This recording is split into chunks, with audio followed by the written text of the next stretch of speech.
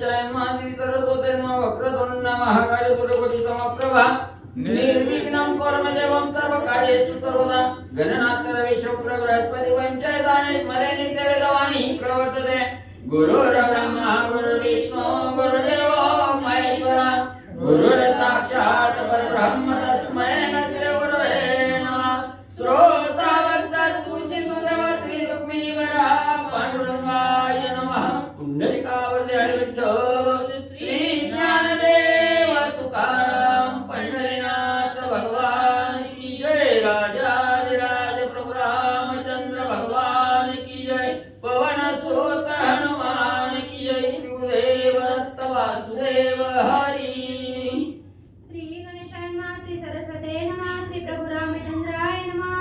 जय जयाजी सद्गुरुनाथा रूप रूपा गुणातीता तुमच्या चरणी माझा माता नमन सर्वता तुम्हाते श्री गणेशाला वंदन करून प्रभू रामचंद्राचं स्मरण आणि सद्गुरूशी शरण जाऊन त्याचं अनुसंधान ग्रंथकर्ते मनोहर सुत असणाऱ्या सद्गुरूला त्या ठिकाणी बोलू लागले हे सद्गुरुनाथ अनाथाचा नाथ असणारे सद्गुरुवर्या तुमच्या असणाऱ्या चरणावर मी त्या ठिकाणी साष्टांग लोटांगण त्या ठिकाणी घालतो कृपा आशीर्वाद म्हणजे माझ्या मस्तकावर त्या ठिकाणी ठेवा तव कृपेची नौका थोरा उतरसी जडमुड अपामर तेथे पिये कार्बका किंकरा उतरी पा दयाळवा मग त्या ठिकाणी ग्रंथ करते भगवंताला त्या ठिकाणी बोलू लागले सद्गुरूला त्या ठिकाणी बोलू लागले सद्गुरुनाथा तुमची असणारी त्या ठिकाणी कृपा रूपी नाव असल्यानंतर जे जडमूळ साधक आहेत आणि या संसार असणाऱ्या संसार रूपी असणाऱ्या सागरातून तारून जात असताना त्या ठिकाणी तुमची कृपा रूपी नाव त्या साधकाला त्या ठिकाणी प्राप्त झाले तर तो सहज साधक आणि असणारा भवसागर त्या ठिकाणी ओलांडून त्या ठिकाणी जातोय एवढी तुमच्या असणाऱ्या कृपा आहे त्या ठिकाणी श्रेष्ठ कृपा आहे आणि हीच असणारी कृपा त्या ठिकाणी माझ्यावर त्या ठिकाणी करा आणि असणारा अधिक मास महात्म्य नावाचा ग्रंथ आहे हा ग्रंथ परिपूर्णतेला त्या ठिकाणी म्हणजे न्या परपराते नेशितया लागून तरी मी एक भाविक अज्ञान ठेविता दूषण समर्था भाविक भोळे अज्ञान जन परपराते नेशितया लागून तरी मी एक अभाविक अज्ञान ठेविता दूषण समर्था मग जे असणारे त्या ठिकाणी भोळे बाबडे असणारे जे साधक आहेत त्या असणाऱ्या भोळ्या बाबड्या साधकाला त्या ठिकाणी या असणाऱ्या भवरूपी सागरातून तारून जात असताना तुमची कृपारूपी नौका त्या ठिकाणी पाठवता आणि कृपारूपी नौकेत त्या साध्या भोळ्या असणाऱ्या साधकाला त्या ठिकाणी घेऊन हा भव असणारा भवसिंधू आहे हा संसाररूपी सागर आहे हा सहज म्हणजे त्या साधकाला त्या ठिकाणी तारून म्हणजे तुम्ही त्या ठिकाणी नेता मी एक इथं असणारा कसा आहे त्या ठिकाणी अज्ञानी दीन आहे आणि ही एवढं असणारं कार्य त्या ठिकाणी करू लागलो या कार्याला तुमची असणारी कृपारूपी नाव त्या ठिकाणी पाठवा म्हणजे तुमच्या असणारा कृपा आशीर्वाद माझ्या मस्तकावर त्या ठिकाणी ठेवा आणि हे कार्य पूर्ण परिपूर्णतेला त्या ठिकाणी न्या मी तवनेने जप तप साधन काही मती मंदाळशी सदा सर्वदाही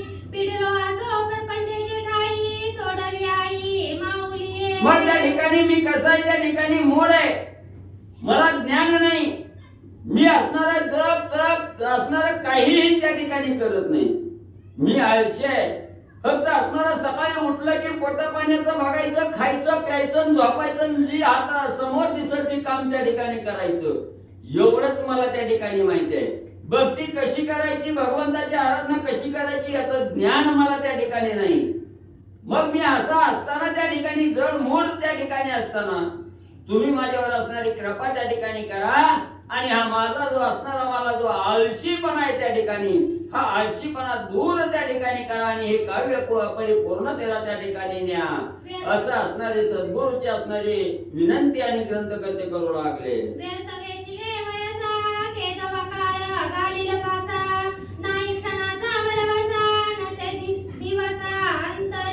मग असणारे ग्रंथकर्ते त्या ठिकाणी सद्गुरूला बोलू लागलेले आहेत हा असणारा देह आहे त्या ठिकाणी आणि या असणाऱ्या देहाच्या सानिध्यात राहत असताना हे कार्य त्या ठिकाणी संसार त्या ठिकाणी हाकत असताना किंवा प्रपंचाचा गाडा चालवत असताना हा असणारा काळ टपून बसलेला आहे कवा काळ त्या ठिकाणी आपल्याला ग्रासेल आणि या असणारा देह त्या ठिकाणी असणारा निश्चित पाडेल ही असणारा काळ वेळ त्या ठिकाणी आपल्याला माहिती नाही.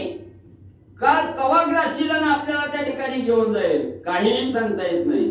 म्हणून आता जो वेळ आहे आपल्याला त्या वेळेचं महत्व त्या ठिकाणी जाणा आणि भगवंताची आराधना त्या ठिकाणी करा.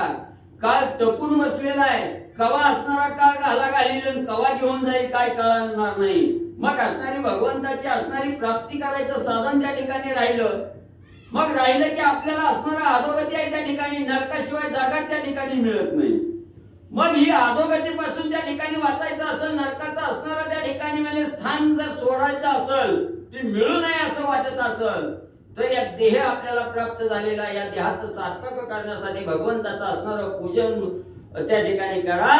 म्हणजे असणारं त्या ठिकाणी आपला देह त्या ठिकाणी सार्थक होईल. संचय नसे धनासी काही करावी दान व्रते काही ते तू जाणसी सर्वही हृदय गत माझे कृपाळा. म्हणून सद्गुरुवारी असणारे भगवंता तुम्हाला सगळं म्हणजे तुम्ही मुंगीच्या मनातलं अंतर त्या ठिकाणी जाणणारे आहात.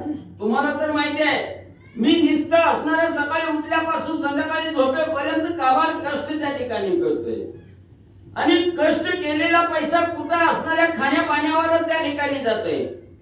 माझ्या पदरी असणाऱ्या धनाचा संचय काहीही त्या ठिकाणी नाही. म्हणून मी असणारा त्या ठिकाणी म्हणजे असणारा दान धर्म त्या ठिकाणी करावं म्हटलं तर ते मी म्हणजे माझ्याच्यानं त्या ठिकाणी होत नाही. आणि जो साधक दान धर्म त्या ठिकाणी करतो तो मोक्षाला जातो अशी आख्यायिका आहे त्या ठिकाणी.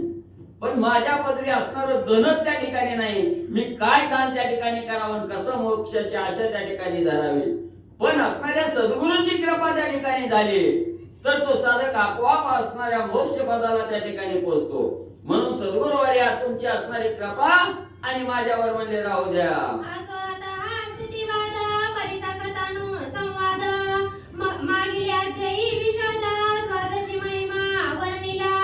मग आता ग्रंथकर्ते सांगतायत असणारी भगवंताची स्तुती असणाऱ्या सद्गुरूची स्तुती करण्यामध्ये वेळ त्या ठिकाणी घालवला आणि आरती स्तुती दुसऱ्याची त्या ठिकाणी केली हे असणारा त्या ठिकाणी अहंकार बांधला जातो. म्हणून आता या ठिकाणी जास्त म्हणजे अहंकार माझ्यापर्यंतची स्तुती त्या ठिकाणी करू नये थांबवतो आणि कथा भागाकडे त्या ठिकाणी येतो. कालचा असणारा त्या ठिकाणी असणाऱ्या म्हणजे त्या ठिकाणी राजा अंबरीशाला छळण्यासाठी असणारे दुर्वास ऋषी आणि इंद्राची आज्ञा घेऊन त्या ठिकाणी आले. पण असणाऱ्या अंबरीश राजांनी त्या ठिकाणी आपल्या व्रताला हानी पोचू दिली नाही. वेळेत आपलं व्रत त्या ठिकाणी साधलं. शेवटी असणाऱ्या म्हणजे दुर्वास ऋषीला त्या ठिकाणी आणि येऊन काहीही उपयोग त्या ठिकाणी झाला नाही. ही असणारा कथा भाग कालच्या अध्यायापर्यंत म्हणजे झाला.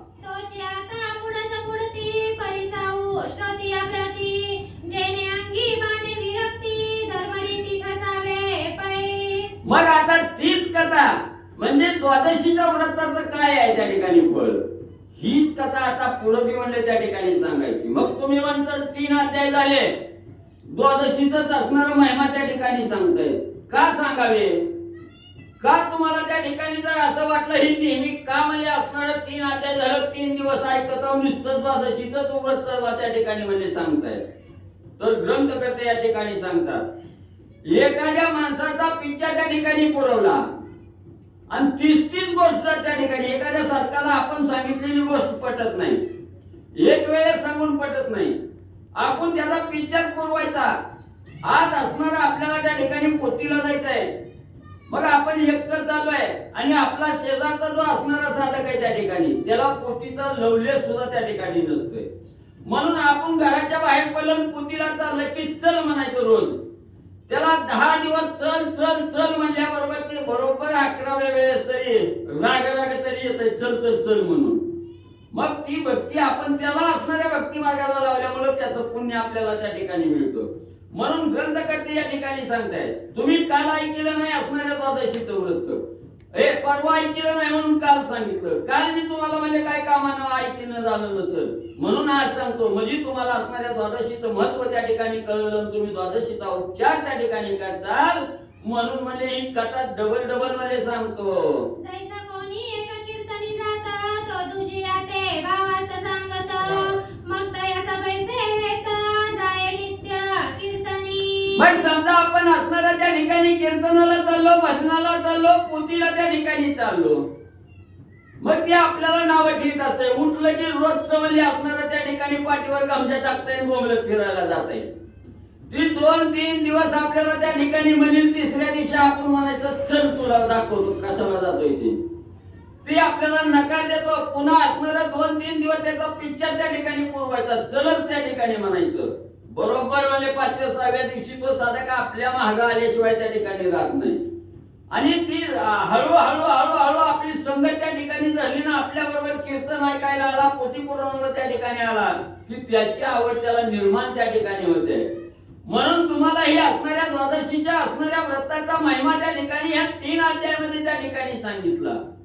याचा अर्थ तुम्हाला त्या द्वादशीची आवड त्या ठिकाणी लागल, आणि आवड लागल्याबरोबर असणारं तुमचं महान पुण्य त्या ठिकाणी घडल, आणि तुम्ही जे असणाऱ्या नरकाचा पाहुणा त्या ठिकाणी होणार आहोत, त्या नरकाचा पाहुणा त्या ठिकाणी होणार नाही. तुम्हाला वैकुंठ प्राप्त झाल्याशिवाय त्या ठिकाणी राहत नाही. आणि हीच कळवळा साधू संतांच्या मनामध्ये त्या ठिकाणी असतो, की आपला असणारं त्या ठिकाणी जे संगतीचे असणारे जे साधक आहेत, हे साधक आईत राहून पैल तीराला त्या ठिकाणी जावे, ही मनोमन इच्छा त्या ठिकाणी असते. म्हणून या भक्ताच्या कळवळ्यासाठी भगवंत आणि ही कथा त्या ठिकाणी सांगतात. तैसेची ही गोष्ट असे, ऐकता परमा जीव संतोषे, भावार्थ प्रचिता नयसे, कळो येई आचार्लिया. मग नेहमी असणारं त्या ठिकाणी कार्यभाग घालला की आपोआप त्याचं असणारी आवड त्या ठिकाणी लागते, आणि कधी न येणारा सुद्धा साधक इकडं त्या ठिकाणी येतो, आणि ती कथा ऐकण्याचा एवढा छंद त्या ठिकाणी लागतो की या असणाऱ्या कथेवर नुसती आवडच नाही, त्याचा भाव त्या ठिकाणी दृढ होतो. आणि खरं ही कसणारी कथा आहे, आपण याच्याप्रमाणे त्या ठिकाणी वागावं असा मनाच्या ठिकाणी भाव होतो, आणि भगवंताच्या हळूहळू जवळ म्हणजे तो साधक त्या ठिकाणी पोहोचतो, आणि हेच महान पुण्य आपल्याला त्या ठिकाणी प्राप्त होतं. स्त्री बाळ अथवा प्रौढ किंवा ज्ञान जडमूढ, पापी असली आद्वाड, ऐकता सदृढ उद्धारे. मग त्या ठिकाणी असणारं म्हणजे या असणाऱ्या कथेला आपल्या बोलण्याप्रमाणे आलं त्या ठिकाणी, मग त्याला असणाऱ्या या कथेचं काहीच ज्ञान नसतंय. आजपर्यंत त्याने इकडे फेर केलेलाच नसतं, त्याला काय आवडत त्या ठिकाणी नसते. मग तो येतो, हळूहळू छंद त्या ठिकाणी लागतो.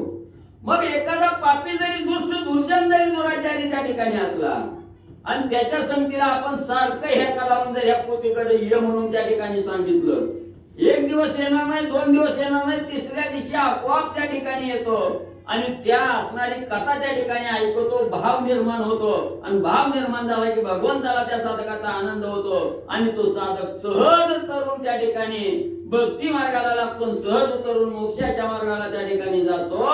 म्हणून म्हणजे त्या ठिकाणी आणि दुसऱ्या असणाऱ्या संगतीचा असणारा जो साधक आहे, त्याला असणारं तारून नेण्यासाठी आपण सहकार्य म्हणजे करा. पूर्वी पंचमा पापे घडली, ती काय आपण स्मरती, ये वेळी काय झाले कवणे काळी, केविन वाळी सांगावे. मग त्या ठिकाणी कथा ऐकत म्हणजे असणारा दुष्ट दुराचारी जरी असला आणि ही कथा ऐकायला त्या ठिकाणी आला, हळूहळू भाव निर्माण होतो, आणि भाव झाला की आपण केलेल्या कृत्याची असणारी आठवण त्या ठिकाणी होते.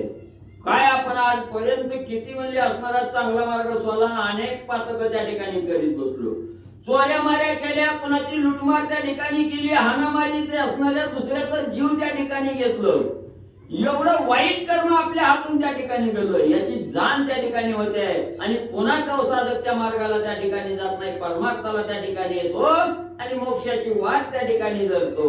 या लागी पूर्वी पापाचा क्षय व्हावा, म्हणून कथा भाग ऐकावा, तदनुसारेची दान धर्म करावा, सुटका करावी नरदेहाची. म्हणून ग्रंथकर्ते मनोहर सूत त्या ठिकाणी सांगतात, या असणाऱ्या प्रपंच रूपी असणाऱ्या सागरामध्ये पोहत असताना त्या ठिकाणी अनेक अडथळे त्या ठिकाणी आलेले. आपल्या असणाऱ्या पोटाचा उदरनिर्वाह करण्यासाठी अनेक प्रकारचं असणारं खोटं बोलणं झालेलं आहे. कुणाची तरी वस्तू आणलेली आहे, परत त्या ठिकाणी दिलेली नाही, कुणाची तरी असणारं 10 रुपये आपण त्या ठिकाणी बुडवलेले. असे आपल्याला कळत न कळत अनेक पातक आपल्या हातून त्या ठिकाणी घडलेले असतात, आणि ज्या साधकाच्या हातून असणारी पातक त्या ठिकाणी घडली, त्याला स्वर्गाची वाट त्या ठिकाणी दिसत नाही, त्याला वैकुंठ त्या ठिकाणी प्राप्त होत नाही, तो नरकाला गेल्याशिवाय त्या ठिकाणी राहत नाही. म्हणून बाबांनो असणारं एकाग्र चित्त त्या ठिकाणी करा. मनाच्या ठिकाणी भगवंताविषयीची असणारी आवड त्या ठिकाणी करा, ध्यास घ्या भगवंत वेदीचा. आणि या असणाऱ्या कथेकडे हे अधिक मास महात्म्य ऐकण्यासाठी आवर्जून त्या ठिकाणी या. तुमच्या सगळ्या असणाऱ्या त्या ठिकाणी पापाचे पर्वत एका क्षणात त्या ठिकाणी ढासळल्याशिवाय राहत नाहीत. आणि तुमचा असणारा खडतर मार्ग आहे हा मोक्षाचा, तो खडतर मार्ग सुलभ झाल्याशिवाय त्या ठिकाणी राहणार नाही. म्हणून रोजचं वळे येत जावन कथा ऐकत जावा.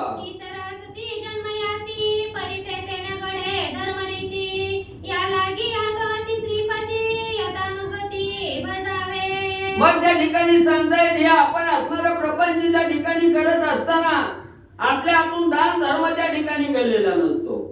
मग दान धर्म ज्याच्या हातून त्या ठिकाणी घडली नाही, पूजा अर्चा घडली नाही, भगवंताचं दर्शन त्या ठिकाणी घडलं नाही, त्याला कसा स्वर्ग त्या ठिकाणी मिळणार आहे. म्हणून भगवंताला त्या ठिकाणी असणाऱ्या भक्ताचा कळवळा त्या ठिकाणी येतोय. म्हणून म्हणजे असणाऱ्या भगवंताचा असणाऱ्या त्या भक्ताच्या मनाला त्या ठिकाणी चेतना देतो. हळूहळू भगवंत चेतना देऊन इकडला मार्ग त्या ठिकाणी धरायला लावतो आणि त्या साधकाला मोक्षाला मध्ये त्या ठिकाणी पोहोचवतो. एवढा दयाळू भगवंत आहे.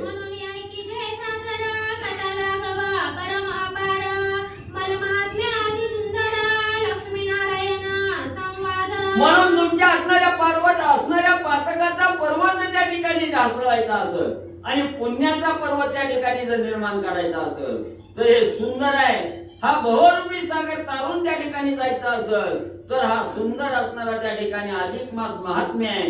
आणि ही कथा ऐका त्या ठिकाणी. आणि या कथेमध्ये ह्या असणाऱ्या अधिक मास महात्म्यामध्ये त्या ठिकाणी जे उपचार सांगितले, जे प्रायश्चित्त त्या ठिकाणी सांगितलं, तसं कार्य त्या ठिकाणी करा. ग्रंथकर्ते सांगतात सूर्यवंशी श्री रामचंद्र आचरे द्वादशी पर्वतोरा साधवा विधी प्रकारा यथानुभूती संवादी. मग हे द्वादशीचं व्रत कोणी त्या ठिकाणी आचरण केलं आणि या द्वादशी व्रताचं आचरण केल्यामुळे त्याचा असणारा फायदा कोणाला त्या ठिकाणी झाला तर ग्रंथकर्ते मनोहर सांगतात. अयोध्या नगरीचा राजा दशरथाच्या असणाऱ्या पोटी त्या ठिकाणी अवताराला आलेले प्रभू रामचंद्र आहेत. आणि या प्रभू रामचंद्राने हे असणारं द्वादशीचं व्रत त्या ठिकाणी केलं.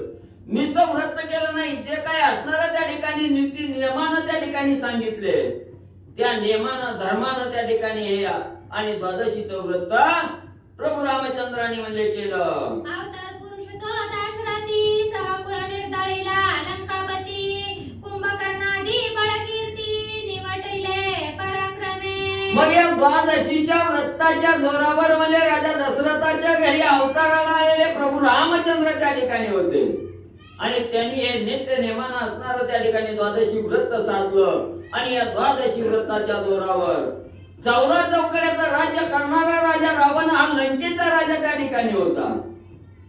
आणि एवढंच नाही, अमाप असणारी संपत्ती त्या असणाऱ्या राजा रावणाकडे त्या ठिकाणी होती. पण सकुळ ब्याला सुद्धा कोण त्या ठिकाणी ठेवलं नाही.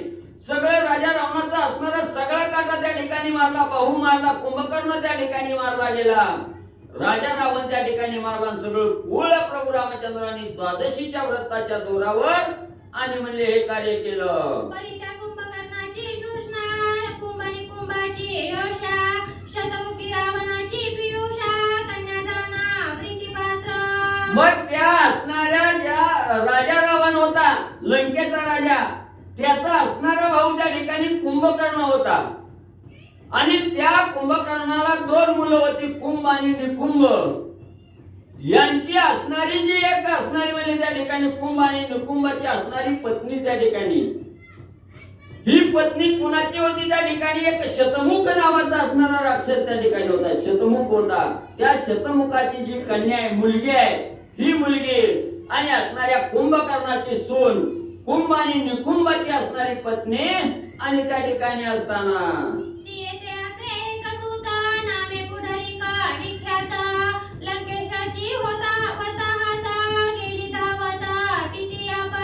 मग त्या असणाऱ्या शतमुखाची मुलगी आणि असणाऱ्या कुंभकर्णाची सून आणि कुंभकर्णाच्या असणारी पोरं त्या ठिकाणी कुंभ निकुंभ यांची असणारी पत्नी, तिच्या पोटी एक असणारा मुलगा त्या ठिकाणी झालेला होता.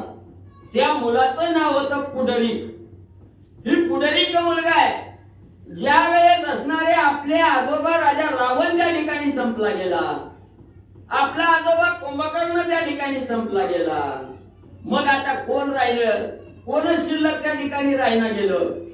त्या पुढारिकाला, त्या असणाऱ्या कुंभाच्या पोराला त्या ठिकाणी आणि वाटलं गेलं आता काय खरं नाही आपलं, कोणाचा तरी आसरा त्या ठिकाणी घ्यावा.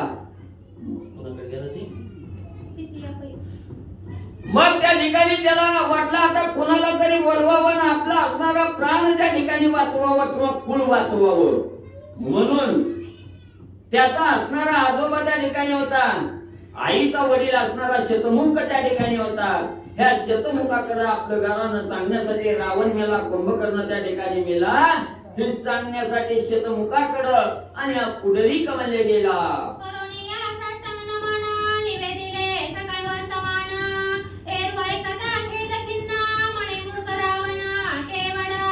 मग त्या ठिकाणी असणारा पुढारी काय आपल्या असणाऱ्या आजोबाकडे म्हणजे कुंभकर्णाच्या असणाऱ्या युवयाकडे त्या ठिकाणी गेला आणि आपल्या आजोबाला त्या ठिकाणी सांगू लागला काय करावं.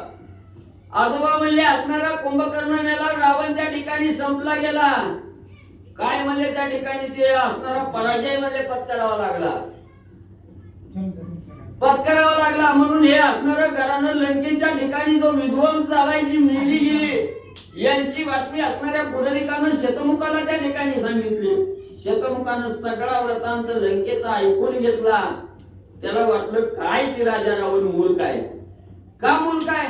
त्याला जर असणारा त्या ठिकाणी प्रभू रामचंद्र ऐकत नव्हता तर कोणाला तरी माझ्यासारख्याला बोलवायचं का नाही? मला मी असणाऱ्या रामाला त्या ठिकाणी आणि बघितलं असतं.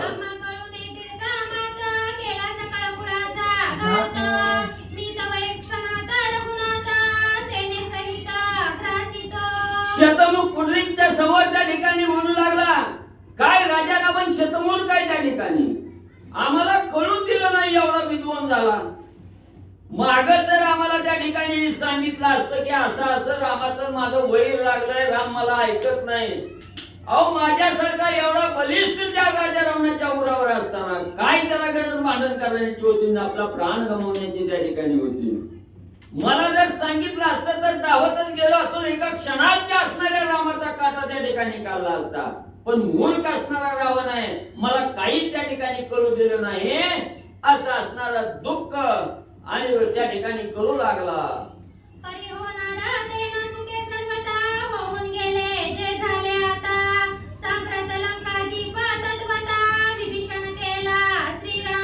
मग त्या ठिकाणी असणाऱ्या शतमुखानं आपल्या असणाऱ्या दुःखाला थोडा आवर त्या ठिकाणी घातली. म्हणला असू द्या, जी काय आपल्या नशिबात व्हायचं ती होणार आहे. मला आता काय मागतो करून तरी उपयोग आहे मला त्या ठिकाणी. अनेक कळत नकळत मला असणारी पातका आपल्या हातून घालले ती. मग आता त्या पापाचा विचार करण्यापेक्षा आता तरी आपल्याला ज्ञान कळालंय, मग आतापासून तरी असणारी कथा त्या ठिकाणी ऐकायला जाईल, आपलं हित त्या ठिकाणी बघावं. असणाऱ्या शतमुखानं मनाच्या ठिकाणी विचार केला, जाऊ द्या म्हणजे आता झालं ती गंगेला मिळालं, काय करावं म्हणजे राजा रावणानं येडेपणा केला, स्वतःचा जीव गमावला आणि त्या रामाला वैर करून असणाऱ्या लंकेचं राज्य बिभीषणाला म्हणजे त्या रामाने त्या ठिकाणी दिलं. मग एवढं बिभीषणानं असणारं त्या ठिकाणी आपलं कार्य साधलं गेलं. आता पुढचा मार्ग काय करावा?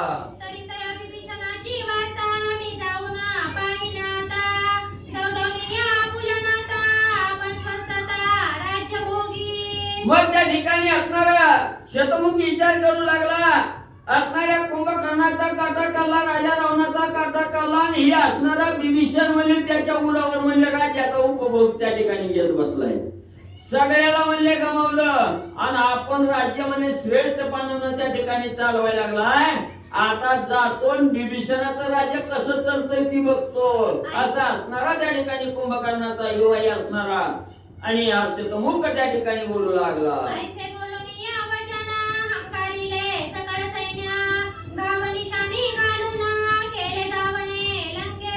लगेच असणारा त्या ठिकाणी आपलं सर्व सैन्य सज्ज केलं. त्या ठिकाणी रथ घोडं हाती जी काही सैन्य असेल ती सज्ज त्या ठिकाणी केलं. निशाण्यावर घाव घातला आणि लंकेच्या दिशेने बिभीषणाची गाडी घेण्यासाठी शतमुख जाऊ लागला.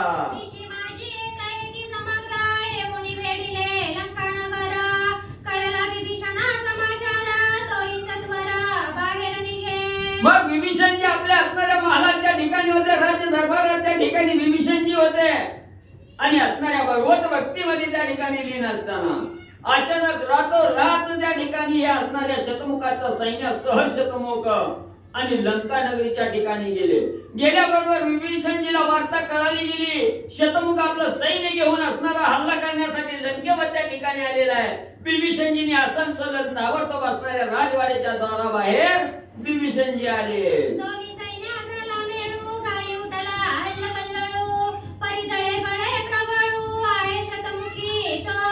मग त्या ठिकाणी असणाऱ्या विभीषणजीचं ही सैन्य सज्ज त्या ठिकाणी झालं. इकडे शतमुखाचं सैन्य आहे, पण शतमुखाचं सैन्य विभीषणजीच्या सैन्यापेक्षा अतिशय बलिष्ठ त्या ठिकाणी होतं. दोघांचं घनघोर आणि युद्ध तुंबळमले चालू झालं. विभीषणाते पराभविले, लंकेबाहेर घातले, पुढारी काते राज्य स्थापिले, गंतव्य केले माघारी. मग बलवान बलिष्ठ असणारा शतमुख त्या ठिकाणी होता. विभीषणजी बरोबर युद्ध करायला त्या ठिकाणी आला आणि या युद्धामध्ये असणाऱ्या विभीषणजीचा पराभव त्या ठिकाणी केला.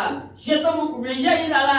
लंकेमधून असणाऱ्या विभीषणजीला हाकलून त्या ठिकाणी लावलं आणि लंकेचं राज्य शतमुखानं आपल्या असणाऱ्या नातवाला असणाऱ्या पुढारिकाला आणि त्या ठिकाणी गादीवर म्हणले बसविलं. विदुके कृत्य करुणी देखा, परतला तो शतमुख, एकीकडे तो भक्त नायक, विचार करी निजमनी. मग असणाऱ्या लंकेच्या राज्य गादीवर असणाऱ्या पुढारिकाला त्या ठिकाणी शतमुखानं स्थापन केलं, बसवलं गेलं आणि इकडं सुखानं आपल्या असणाऱ्या राज्याकडं हा शतमुख सैन्यासह निघून त्या ठिकाणी गेला. इकडं हा राज्य त्या ठिकाणी पुढारीक करू लागला. विभीषणजीचा काळ वेळ जात त्या ठिकाणी होता. जाता जाता विभीषणजीने काय विचार त्या ठिकाणी केला. शतमुख राव नाही, 100 तोंडाचा राव. मने आता कवण उपाय करावा, हानी झाली माझी या गौरवा, केवी मुख दाखवावे राघवा, अपकीर्ती सर्व जगात. मग त्या ठिकाणी असणारं म्हणजे आपलं राज्य हिरावून घेतलं आणि असणाऱ्या कुंभकर्णाच्या नाताला त्या ठिकाणी राज्य दिलं. म्हणून असणाऱ्या विचाराच्या गर्तेत असणारे विभीषणजी त्या ठिकाणी पडले. आपण पराभवलो गेलो, आपण असणाऱ्या युद्धाच्या ठिकाणी विजयी झालो नाही. आता काय म्हणून प्रभू रामचंद्राकडे जावं. ज्या रामानं आपलं हे राज्य आपल्या स्वाधीन त्या ठिकाणी केलं, ते राज्य आपण हाताने त्या ठिकाणी घालून बसलो. म्हणून आता रामाकडे कुठल्या तोंडानं जावं आणि माझा पराभव झाला, मी पराभवलो गेलो, हे दुःख रामाला कसं त्या ठिकाणी सांगावं असा विचार त्या ठिकाणी आणि विभीषणजी करू लागले. परी होणार ते होऊन गेले, राज्य बुडिले याचे दुःखागळे, जगा माझी तोंड काळे, झाले सर्व परी माझे. मग त्या ठिकाणी विभीषणजीने विचार केला, झालं ते झालं म्हणजे आता होऊन गेलं, असू द्या, पण दुःख फार आहे. आपण वरपांगी जरी असणारं दुःख त्या ठिकाणी झालेलं आहे सोडून दिलं तरी मनातले सल त्या ठिकाणी जात नाही. काय करावं, आपला असणारा पराभव त्या ठिकाणी झालेला आहे. एवढं सुंदर असणारं राज्य प्रभू रामचंद्राने आपल्याला त्या ठिकाणी दिलं, पण ते राज्य आपल्या हातून त्या ठिकाणी गेलं. आपल्याला त्या राज्याचं रक्षण त्या ठिकाणी करता आलं नाही. म्हणून असणारे विभीषणजी हळहळ त्या ठिकाणी करू लागले. आता होणार ते सुखे हो का, शरण जावे श्री रघुनायका, जेणे दिदली हे लंका, करुणी विवेका निघाला. मग त्या ठिकाणी विभीषणजीने विचार केला, काय करायचं आता. झालं ते झालं, आपल्या जसं नशिबात त्या ठिकाणी ब्रह्मदेवानं जी अक्षर आपल्या कपाळावर लिहिली ते भोगणं आपलं काम आहे त्या ठिकाणी.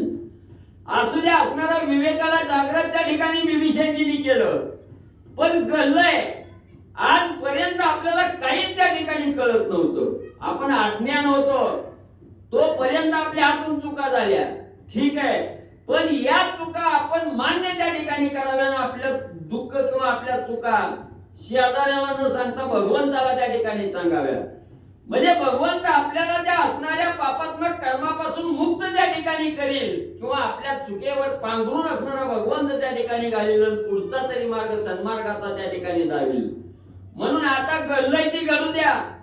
मग आता ज्या असणाऱ्या रामानं आपल्याला हे राज्य त्या ठिकाणी दिलेलं आहे त्या रामाची भेट घ्यावी, त्या रामाला आपलं दुःख त्या ठिकाणी सांगावं आणि आपली असणारी चूक असणाऱ्या भगवंताजवळ आपण कबूल त्या ठिकाणी करावी.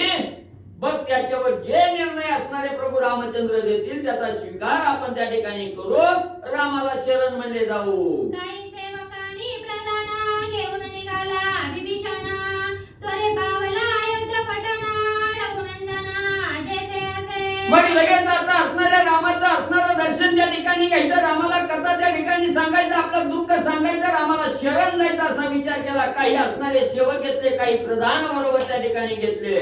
लगेच आपलं सैन्य सज्ज करून अयोध्या नगरीकडं आणि राजा विभीषण त्या ठिकाणी गेले असताना प्रभू रामचंद्र राज्य कारभारावर त्या ठिकाणी अयोध्या नगरीच्या ठिकाणी बसलेले पाहिले. दंडप्राय लोटांगण करुणी नमिला रघुनंदन, रामे दिदले आलिंगन परमभक्त जाणोनी. मग असणाऱ्या प्रभू रामचंद्राला राजमहालामध्ये त्या ठिकाणी बघितलं गेलं. बघितल्याबरोबर असणारा धाड करणं जमिनीवर त्या ठिकाणी टाकलं. साष्टांग दंडवत असणाऱ्या प्रभू रामचंद्राच्या समोर घातला आणि प्रभू रामचंद्राला हात जोडून त्या ठिकाणी नमस्कार केला. आणि विभीषणजी काय त्या ठिकाणी बोलू लागले. स्वागत कुसोनी परस्परे सन्निध बैसविला आदरे, मुखारविंद पाहता रघुवीरे तव वदने तू कोमलाई. मग त्या ठिकाणी असणारा गेल्याबरोबर प्रभू रामचंद्राने विभीषणजीला खुशाली विचारली. विभीषणजींनी प्रभू रामचंद्राबरोबर आपली असणारी खुशाली शेअर त्या ठिकाणी केली. आणि प्रभू रामचंद्राने विभीषणजीच्या चेहऱ्याकडे बघितलं किंवा असणारं विचारावं येण्याचं काय कारण आहे, कशासाठी आला हे विचारावं म्हणून प्रभू रामचंद्राने विभीषणजीच्या चेहऱ्याकडे त्या ठिकाणी बघितलं. चेहऱ्यावर काळीमा आलेली होती. चेहरा टवटवीत त्या ठिकाणी दिसला नाही. चेहरा उदास त्या ठिकाणी प्रभू रामचंद्राला विभीषणजीचा दिसला. प्रभू रामचंद्र काय बोलू लागले.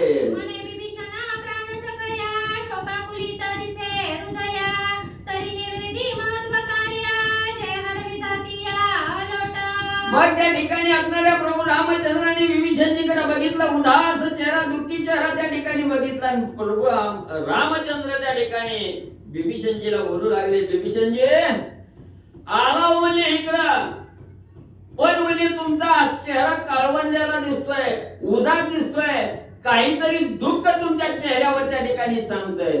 म्हणून काय आलाव, जे असणारा तुम्हाला दुःख आहे हे दुःख त्या ठिकाणी सांगा, जेणेकरून असणाऱ्या भगवंताला सुद्धा त्या ठिकाणी समजल आणि भगवंत तुमच्या दुःखाचं निरसन करण्यासाठी धावत येतील. म्हणून मनामध्ये दुःख त्या ठिकाणी ठेवू नका, शेजाऱ्या पाजाऱ्याला त्या ठिकाणी दुःख सांगू नका, पण आपलं जे दुःख आहे हे भगवंतासमोर त्या ठिकाणी कथन करा. भगवंताला किंवा आल्याशिवाय राहत नाही. म्हणून प्रभू रामचंद्र त्या ठिकाणी विभीषणजीला सांगू लागले कशाचं दुःख आहे. ऐसे रघुपतीचे वचन ऐकोनी बोले विभीषण, मग स्तुती वादे रघुनंदन पूजिता झाला आदरेसी. मग त्या ठिकाणी प्रभू रामचंद्राने प्रश्न केला कशाचं दुःख आहे, कशामुळे तुमचा असणारा चेहरा उदास दिसतोय. असं म्हटल्याबरोबर जे या अंतःकरणाच्या ठिकाणी दुःख आहे, जे मनामध्ये दुःख आहे, चेहरा दुःखित का त्या ठिकाणी झाला याचं कथन करण्यासाठी सांगत असताना प्रभू रामचंद्राने सुरुवातीला असणाऱ्या भगवंताची प्रभू रामचंद्राची आराधना आणि त्या ठिकाणी आरंभ केला. जय जयाजी रघुनंदना कृपासागरा पतित पावना, भक्त रक्षका दीनोद्धरणा कृपा निधाना रघुपती. कृपेचा असणारा सागर त्या ठिकाणी भक्ताचा उद्धार करणारा, दिनाचा असणारा त्या ठिकाणी कृपा करणारा, दिनाचा उद्धार त्या ठिकाणी करणाऱ्या अशा असणाऱ्या कृपेचा सागर असणाऱ्या प्रभू रामचंद्र. भक्त कळवळी रघुराया तव दर्शने हरे सकळ माया, नाम स्मरणे पापक्षया जाय विलया रघुपती. एवढंच नाही, भक्ताचा कैवार घेऊन धावत येणाऱ्या आणि सर्व पापाचा क्षय त्या ठिकाणी करणाऱ्या, ज्याच्या असणाऱ्या निस्तर नाम त्या ठिकाणी घेतल्याबरोबर सगळी संकट बारावाटी त्या ठिकाणी पळून जातात अशा असणाऱ्या आणि जगन्नायक असणाऱ्या राजाधिराज असणाऱ्या प्रभू रामचंद्र. तू तव एक वचनी एक बाण, हा तव तुझा नेम रघुनंदन, ऐसे असता सत्यपण आले दिसुनी एकाळी. मग त्या ठिकाणी असणारे विभीषणजी सांगू लागले हे असणाऱ्या प्रभू रामचंद्र तुमचा असणारा नेम आहे, व्रत आहे त्या ठिकाणी एक वाणी एक पत्नी आणि एक वाणी एक पत्नी आणि एक वचनी असं तुमचं असणारं त्या ठिकाणी आचरण आहे. मग एवढं श्रेष्ठ आचरण त्या ठिकाणी असताना त्या असणाऱ्या वचनाला खोट त्या ठिकाणी लागलेली दिसून आली. म्हणून त्याच्याविषयी माझ्या मनामध्ये शंका आली, म्हणून म्हणले रामा तुमच्याकडे आलो. तरी तू आणि जा कृपे करुणा लंका राज्य दिदले दान तेथे झाले महाविघ्न ऐके कथन रघुराया. मग रामा तुम्ही असणारा एक बाणी एक वचनी एक पत्नी त्या ठिकाणी असताना तोंडातून शब्द गेलेला शब्द आहे बाहेर, तो परिपूर्ण झाल्याशिवाय तुम्हाला चैन त्या ठिकाणी पडत नाही. दिलेलं वचन आहे त्या ठिकाणी, वचन पूर्णत्वाला नेल्याशिवाय तुम्ही राहत नाही. मग म्हणजे माझ्याच नशिबी असं का त्या ठिकाणी झालं. तुम्ही असणाऱ्या या लंकेचं राज्य असणाऱ्या राजा रावणाचा काटाकाला राजा रावणाला असणारा अंत त्या ठिकाणी केला आणि ते लंकेचं राज्य मला त्या ठिकाणी दिलं. तेच राज्य माझ्या हातून त्या ठिकाणी गेलं. विभीषणजी सांगू लागले, शतमुखी रावण पाही तो तवा मुचा असे व्याही तयाची कन्या शुष्णा होई भार्या पाही निकुंबाची. मग म्हणले त्या ठिकाणी तुम्ही जे राज्य म्हणले मला त्या ठिकाणी लंकेचं दिलं, त्या राज्यावर धाड त्या ठिकाणी आली. कोणी आणली धाड? माझा असणारा भाऊ त्या ठिकाणी कुंभकर्ण होता. त्या असणाऱ्या कुंभकर्णाची असणारी सून त्या ठिकाणी होती. तिचा बाप असणारा शतमुख 100 तोंडाचा असणारा रावण असं नाव त्या ठिकाणी शतमुख रावण त्या ठिकाणी होतं. आणि तो शतमुख रावण म्हणजेच आमचा असणारा युवा आहे, व्यय आहे त्या ठिकाणी. आणि तो त्या ठिकाणी लंकेवर सैन्य घेऊन त्या ठिकाणी आला, माझा पराभव केला, राज्य म्हणजे हे रावलं.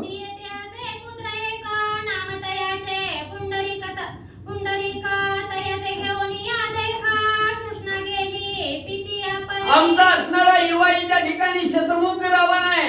त्याची असणारी मुलगी म्हणजेच आमच्या असणाऱ्या नातवाला त्या ठिकाणी दिलेली आहे.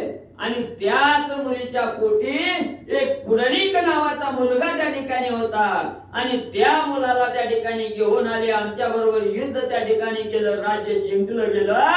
आणि त्या पुंडरीकाला लंकेचं राज्य म्हणले दिलं. लंकेचे अत्यंत वर्तमान तियेने पितिया ते केले श्रवण मग तो सकळ सैन्य घेऊन आला चालून लंकेसी. मग म्हणले त्या असणाऱ्या म्हणजे पुंडरीक होता कुंभकर्णाचा असणारा नातू, त्यानं आपल्या असणाऱ्या म्हणजे त्याच्या आईनं त्या ठिकाणी लंकेचा रावण मारला, कुंभकर्ण मारला, लंकेचा विध्वंस ज्या वेळेस केला नसणार हे राज्य लंकेचं म्हणजे मला दिलं. तवा म्हणली ती असणारी मायलेकरं गेली आणि आपल्या असणाऱ्या आजोबाला पुंडरीकानं सगळी बातमी म्हणजे त्या ठिकाणी सांगितली. सांगितल्याबरोबर पुंडरीकाचं बोलणं ऐकून शतमुख त्या ठिकाणी आपलं सैन्य घेऊन आणि लंकेवर चाल करून म्हणजे त्या ठिकाणी आला. माते समरी पराभवून लंका राज्य घेतले हिरून पुंडरीकाते राज्य स्थापून गेला निघून मागुता. मग असणाऱ्या लेकीचं वचन ऐकून असणारा शतमुख धावत त्या ठिकाणी आला, माझ्या बरोबर तुंबळ युद्ध त्या ठिकाणी केलं आणि माझा असणारा पराभव त्या ठिकाणी केला. लंकेचं राज्य त्या ठिकाणी माझं हिरावून घेतलं आणि त्या असणाऱ्या पुंडरीकाला म्हणजे त्या ठिकाणी राजाच्या गादीवर बसवलं. म्हणून या रघुनंदना शरण आलो तव चरण सांगोनी या वर्तमान निवांत स्थाना बैसला. म्हणून म्हणले रामा एवढं दुःख म्हणजे मला त्या ठिकाणी झालं. माझा तुम्ही दिलेलं राज्य असणाऱ्या शतमुखानं हिरावलं, असणाऱ्या आपल्या नाताला म्हणजे त्या ठिकाणी पुंडरीकाला दिलं. एवढा कार्यभाग लंकेच्या ठिकाणी झाला म्हणून म्हणले मी इथं आलो. सगळं कथानक त्या ठिकाणी सांगितलं गेलं. म्हणून रामा मी तुम्हाला शरण त्या ठिकाणी आलो म्हटले. आणि असणारा रामाचा स्तुतिवाद करत समोर असणारे विभीषणजी बसले.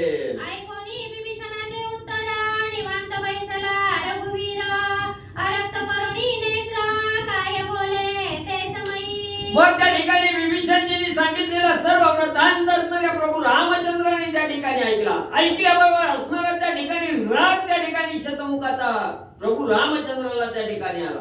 आल्याबरोबर डोळे असणारे क्रोधानं लाल भडक त्या ठिकाणी झालेले आहेत. आणि क्रोधाविष्ट अवस्था असणाऱ्या प्रभू रामचंद्राची त्या ठिकाणी झाली. आता असणारे प्रभू रामचंद्र आणि विभीषणजीला काय त्या ठिकाणी बोलू लागले. मने माझी या भक्त लागून कोण छळिता दुर्जन तया ते समुळी निर्दळीना मी रघुनंदना स्वयं करता.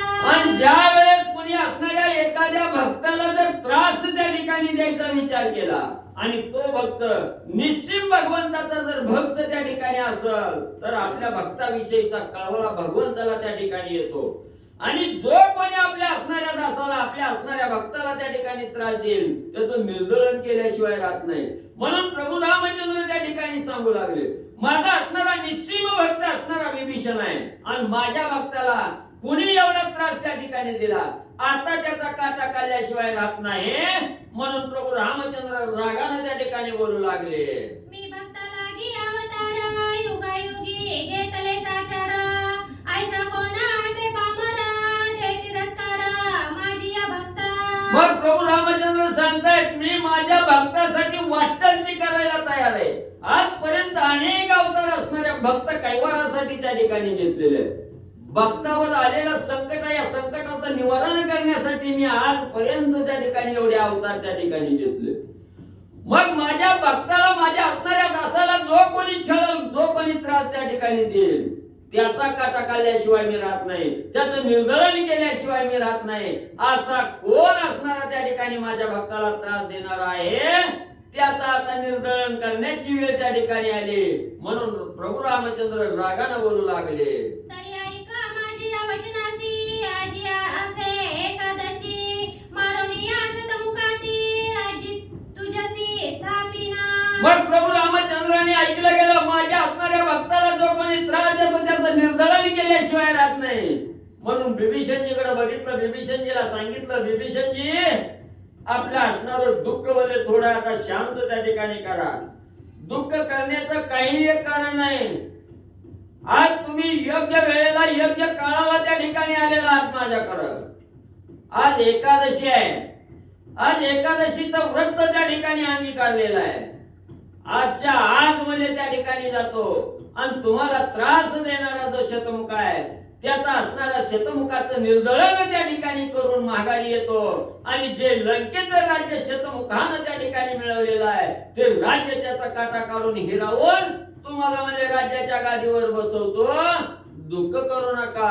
हे तुके करून या कारण द्वादशीचे अयोध्येशी पारण करीन साधीन व्रत पूर्ण तरी रघुनंदना नाम माझे. विभीषणची चिंता करू नका, दुःखाच्या डोहात त्या ठिकाणी डुबू नका. बाहेर या आणि शांत मन त्या ठिकाणी करा. आज एकादशी व्रत आहे, ह्या एकादशी दिवशी एवढा गोंधळ त्या ठिकाणी घालेल, एवढा गोंधळ घालेल, पूर्ण रात्र गोंधळात घालवेल. आणि द्वादशीचा जे नियम आहे, सकाळच्या प्रहरी भोजन आहे, सूर्य उगवायच्या आधी आहे, त्या आधी तुम्हाला त्या राज्याच्या गादीवर त्या ठिकाणी स्थापन करेल. म्हणजे एकादशीचं व्रताच्या दिवशी त्या ठिकाणी त्या शतमुखाचा काटा काढेन, शतमुखाचं निर्दलन करेन आणि द्वादशीच्या सकाळच्या प्रहरी तुम्हाला त्या गादीवर त्या ठिकाणी बसवेन. एवढा नियम करून दाखवेन. ऐसे प्रतिज्ञा वचन श्रीरामाचे ऐकोनी जाण बोलत झाला विभीषण अघटित वचन केवी घडे. मग त्या ठिकाणी एवढं असणारं कठोर वचन त्या ठिकाणी असणाऱ्या प्रभू रामचंद्र बोलले आणि विभीषणजीला धीर त्या ठिकाणी दिला. रामायणाचं वचन बिभीषणजीने ऐकलं गेलं. बिभीषणजी म्हणू लागले, अघटित कसं घडल, कवाच घडणार नाही. म्हणजे ती शतमुखात श्रेष्ठ आहे, तो ऐकणार नाही. ती मारायचं कवान उद्याच्या उद्याने एका रात्रीत मारून लगेच द्वादशीचं पारणं फेडण्यासाठी काय मला गादी मिळणार आहे का? ही अशक्यप्राय गोष्ट आहे, अघटित आहे या ठिकाणी. मग ही घटित कसं त्या ठिकाणी घडल, खरं कसं होईल याचा विचार विभीषणजीच्या मनाला त्या ठिकाणी लागला. तदी समुद्राचे मध्य भेटी तया सुराचे स्थान जगजेटी आदव ऐकीचे ते गोष्टी सविस्तर सांगेना. मग त्या ठिकाणी असणारा म्हणजे दुधाचा असणारा समुद्र आहे आणि ह्या दुधाच्या समुद्राच्या मधोमध असणारा त्या ठिकाणी राक्षस आहे. ते बेटावर मग ते असणारं बेट आहे, तिथं असणाऱ्या राक्षसाचं अस्तित्व आहे त्या ठिकाणी. मग आपण जर असणारा त्या ठिकाणी दूध आणायला त्या समुद्रातलं जायचं म्हणलं, दुधाच्या सागरात त्या ठिकाणी जायचं म्हणलं, त्या राक्षसाच्या पुढे आपल्याला जाणं होणार आहे का? राक्षस येऊ देणार आहेत का? मग असणाऱ्या सागरातलं दूध आपल्याला मिळणारच त्या ठिकाणी नाही. ही गणणार आहे का? गणणारच नाही. राक्षस जेवढी बलाढ्य आहे त्या ठिकाणी, त्या राक्षसाच्या रोषामुळे आपल्याला दूध त्या ठिकाणी प्राप्त करता येत नाही. हे अघटित आहे त्या ठिकाणी. असं असताना रामा म्हणजे एवढं हे असणाऱ्या दुर्मुखानं असणाऱ्या शतमुखानं त्या ठिकाणी राज्य हिरावून घेतलंय. बलवान बलिष्ठ असणार आहे म्हणून ही शक्यप्राय गोष्ट त्या ठिकाणी वाटत नाही. विभीषणजी रामाला बोलू लागले, तेथून 5 कोटी योजने दूर असे तो दधी सागर, तेथील मध्य बेटाचा विस्तार 1,00,000 योजने लांबी रुंदी. समुद्र ओलांडून जायचं. त्या समुद्रामध्ये बेट आहे, त्या बेटावरती हे गाव आहे. मग असणारे विभीषणजी त्या ठिकाणी सांगतायत, इथून म्हणले 100 कोसाचा अंतर आहे, तिथं असणारा हा दुधाचा सागर आहे म्हणले त्या ठिकाणी. 5 कोटी योजना. आणि या 5 कोटी योजनांतरावर म्हणजे हा असणारा दुधाचा सागर आहे. आणि त्या दुधाच्या सागराच्या मधोमध असणारा एक बेट आहे म्हणले. आणि त्याच असणाऱ्या बेटावर या शतमुखाची नगरी आहे. तिथं म्हणजे असणारा शतमुख राहतोय. मग जायचं सोपं आहे का म्हणजे इतक्या लांब? तेथे वास्तव्य असुराते, संख्या नसेची सैन्याते, निवटोनी तया दुष्टाते, केवी अयोध्ये घडे द्वादशी. मग रामा म्हणले कोट्यवधी कोसावर म्हणजे त्या ठिकाणी ही दुधाचा सागर आहे. त्या दुधाच्या सागराच्या मधोमध म्हणजे या असणाऱ्या शतमुख रावणाचं असणाऱ्या राक्षसाचं बेट आहे म्हणले. आणि तिथं काही एकटा नाही राहत म्हणले. कोट्यवधी सैन्य म्हणजे राक्षसाचं म्हणजे त्याचा पाठीराखा म्हणून त्या ठिकाणी आहे. मग एवढा प्रवास करायचा, एवढा दुर्धर समुद्राचं उल्लंघन करून त्या बेटावर पोहोचायचं आणि त्याचा काटा एवढ्या सैन्याच्या समोर आपण झुंज त्या ठिकाणी द्यायची, ही शक्य आहे का म्हणले? म्हणून त्याला मारणं हे मला सोपं म्हणले त्या ठिकाणी वाटत नाही. ही कवाच घालणार नाही रामा, एवढा अवघड कार्य म्हणजे तुम्ही त्या ठिकाणी बोलला. ऐसे म्हणून माणसाचे वाक्य आकर्णनी अयोध्या नायके, स्तब्ध घटिका मुहूर्त एका नसुचानिक उपाव. मग त्या ठिकाणी एवढं असणाऱ्या विभीषणजीचं बोलणं ऐकलं गेलं. ठाण मान प्रभू रामचंद्रांनी मांडलं गेलं. असणारा धनुष्य हातामध्ये सज्ज केलं. धनुष्याची दोरी कानापर्यंत त्या ठिकाणी ओढली आणि एक क्षण त्या ठिकाणी स्तब्ध राहिली. आता काय करायचं? पुढचं कार्य कसं नियोजन त्या ठिकाणी करायचं आणि कसा शतमुखाचं निर्दळन करायचं याचा विचार काही क्षण प्रभू रामचंद्र आणि करू लागले. मने हे तो आलोट कार्य दिसे, आमुचे नेमोत्तरा घडे कैसे, भक्त मनोरथ पुरता न दिसे, रविवंशी दिसे दूषणा. मग मनाच्या ठिकाणी विचार मांडला गेला कोणी? प्रभू रामचंद्रांनी. विभीषणजींनी एवढं दुर्धर सांगितलंय, कोट्यवधी कोसाचा अंतर पार करून जायचंय. पुन्हा तिथं असणारा दुधाचा असणारा 100 कोस लांबीचा असणारा दुधाचा समुद्र आहे. त्या दुधाच्या समुद्राच्या मधोमध राक्षसाचं असणारं बेट आहे. आणि एवढा अपार सैन्य आहे त्याच्या पाठीमाग. एवढं अवघड कार्य त्या ठिकाणी सांगितलंय. मग आता हे अवघड दिसतंय, आपल्याच्यानं जमल का नाही याची शंका मनामध्ये त्या ठिकाणी आली. मग आता हे कार्य आपण असणारं वचन तर भक्ताला देऊन त्या ठिकाणी बसलोय. कार्य तर एवढं अवघड आहे, होईल का नाही याचा विचार प्रभू रामचंद्राने मनाच्या ठिकाणी म्हणजे केला. 150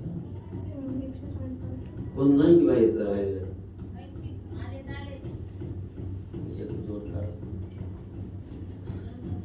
श्री गणेशाय नमः. श्री प्रभू रामचंद्राय नमः.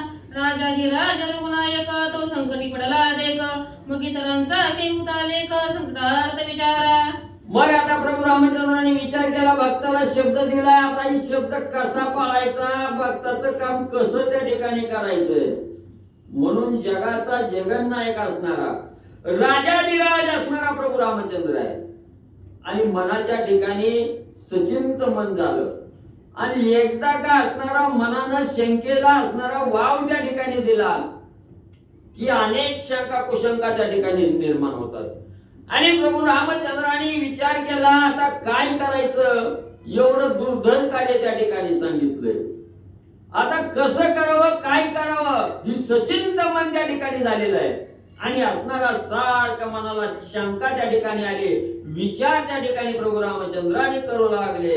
भक्ता लागी संकटी पडला सेर विकिरटी, इतर जनाची राहटी होती कष्टी प्रपंची. म्हणून ग्रंथकर्ते त्या ठिकाणी सांगतायत, आपल्या असणाऱ्या भक्तासाठी जगाचा जगन्नायक असणारा अखिल कोटी ब्रह्मांडाचा नायक असणारा राजाधिराज प्रभू रामचंद्र त्या ठिकाणी एवढा श्रेष्ठत्व ज्याच्या अंगी आहे तो आज चिंतेच्या करते त्या ठिकाणी पडलेला आहे.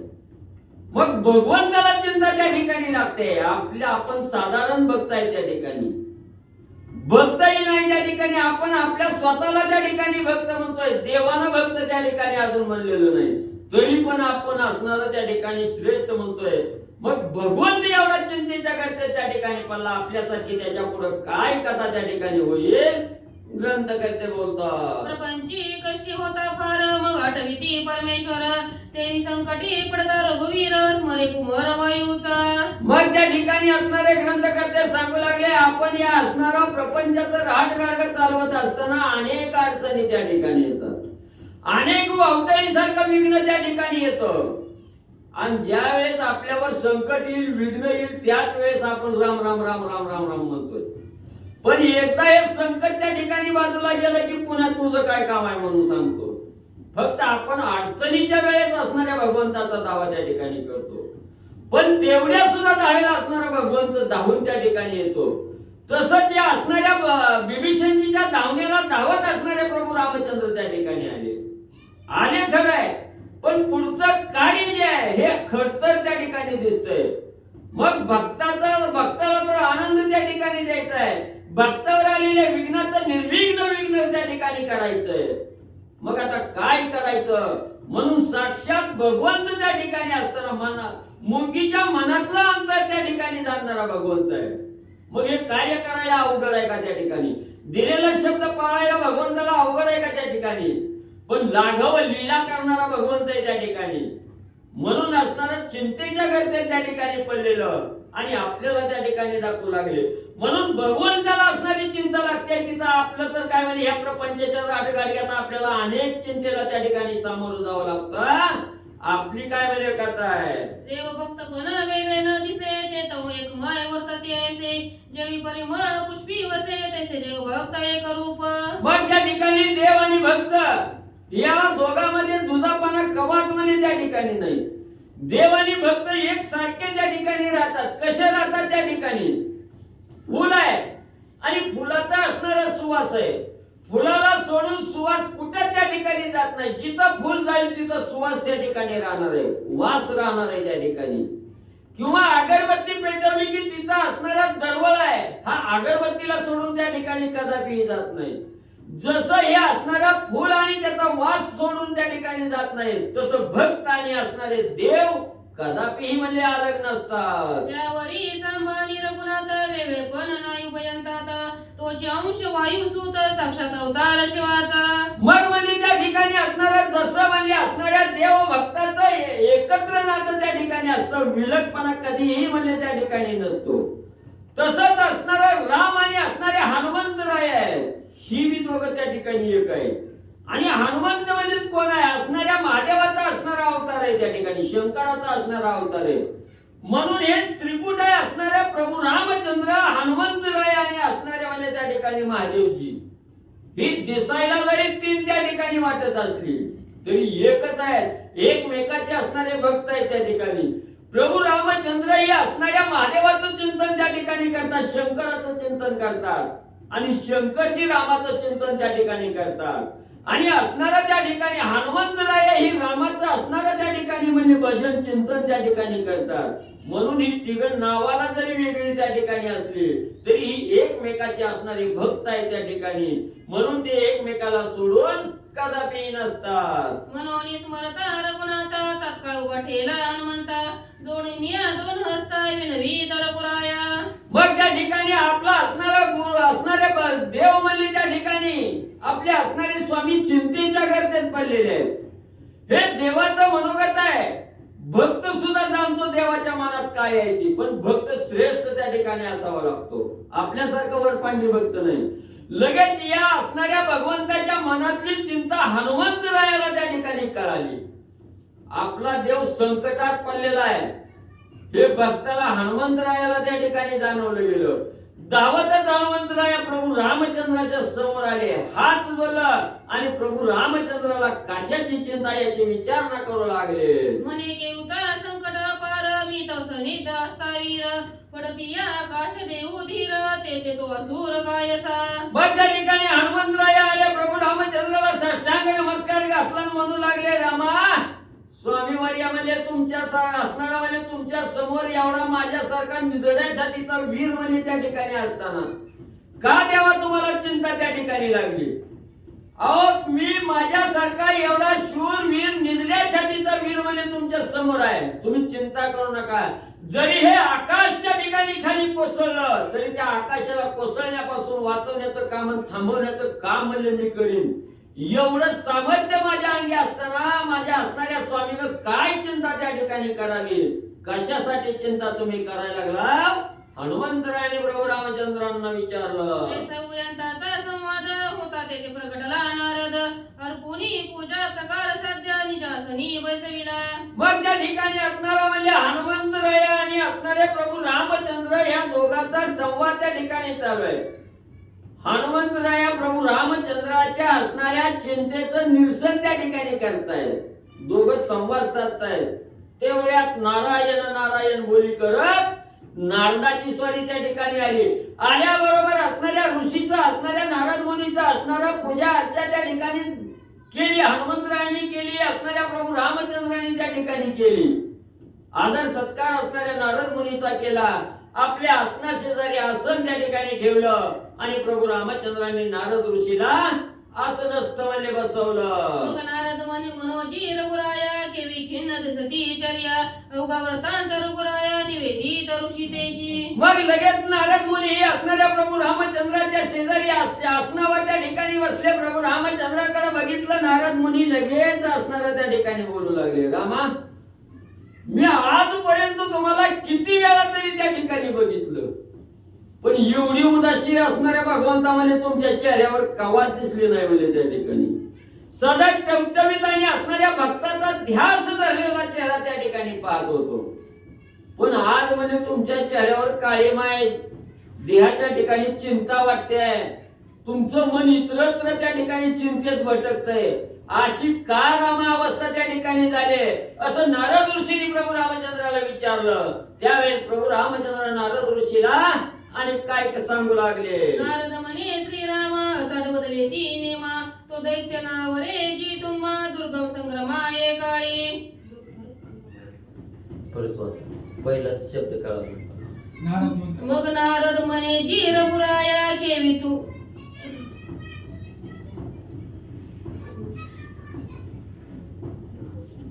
नारद म्हणे जी श्रीरामा चढवते सिनेमा, तो दैत्य नावरे जी तुम्हा दुर्धर संग्रामाये काळी. मग लगेच असणाऱ्या नारद मुनीला तर कुणकुण भांडणच लावायचं असते.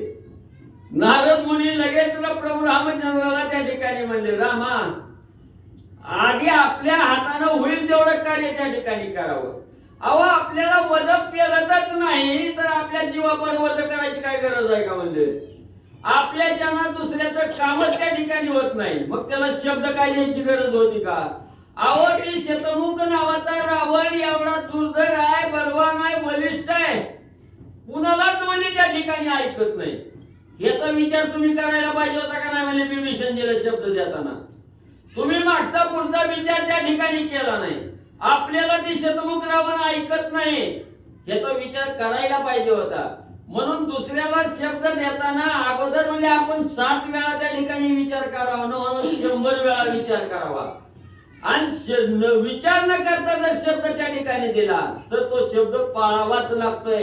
उग पुन्हा मनाला चिंता करण्याचं, तोंडावर काळे मानून काय सुद्धा उपयोग होत नाही. रामा, अगोदरच विचार करायला पाहिजे होता.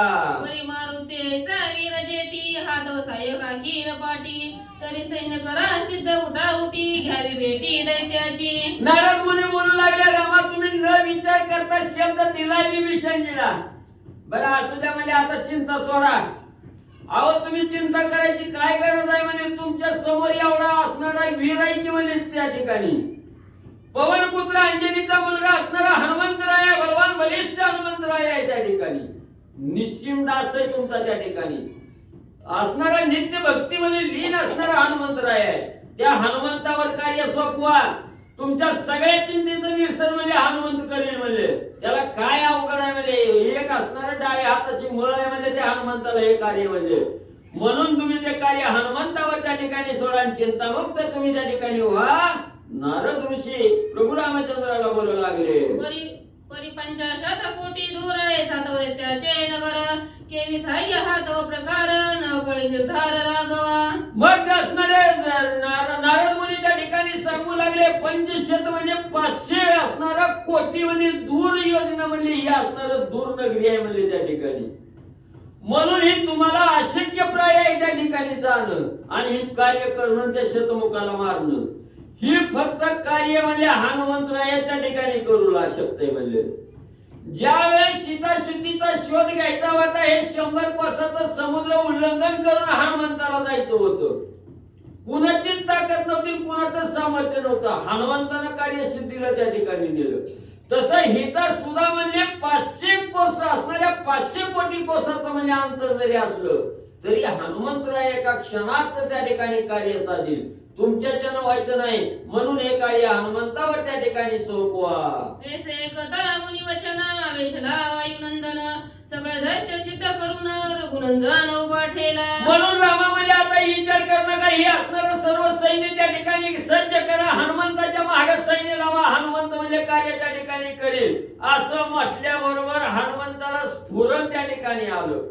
छाती फुगली गेली, आपलं अवढव्य रूप त्या ठिकाणी धारण केलं आणि असणाऱ्या हनुमंताला स्वामीचं कार्य करायचे याचा उल्हास मनोमन त्या ठिकाणी झाला.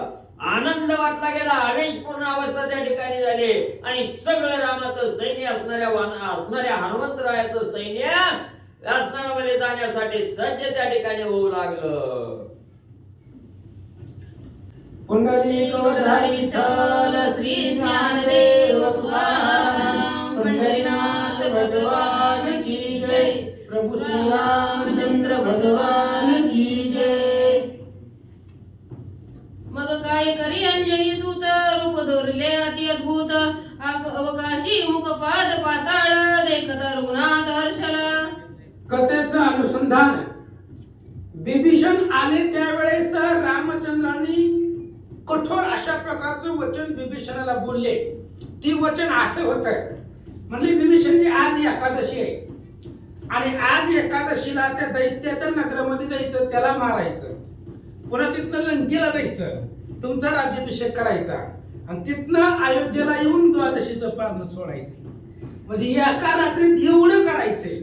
नारद म्हणले, रामा 500 कोटी योजना अंतर आहे अयोध्येपासून त्या दधी समुद्राच्या बेटावर राहणारा ती राक्षस. तुम्ही इथून अयोध्येला जाणार, त्या नगरीला जाणार, त्याला मारणार, तिथून लंकेला येणार, विभीषणाचा राज्याभिषेक करणार आणि तिथून अयोध्येला एका रात्रीत येणार आणि सूर्योदयाचं पारणं, द्वादशीचं पारणं सूर्योदयाला सोडावं लागतंय. मग एवढा आघटित नियम तुम्ही केलाच कसा? एवढं अंतर तुम्ही कापणार कसं? मग रामचंद्रांनी हनुमंताचा धावा केला. स्मरे कुमार वायूचा. मग हनुमंतानं भव्य दिव्य स्वरूप धारण केलं, पाय पाताळामध्ये घातले आणि 21 स्वर्गाच्या वर आपला मुखचंद्र.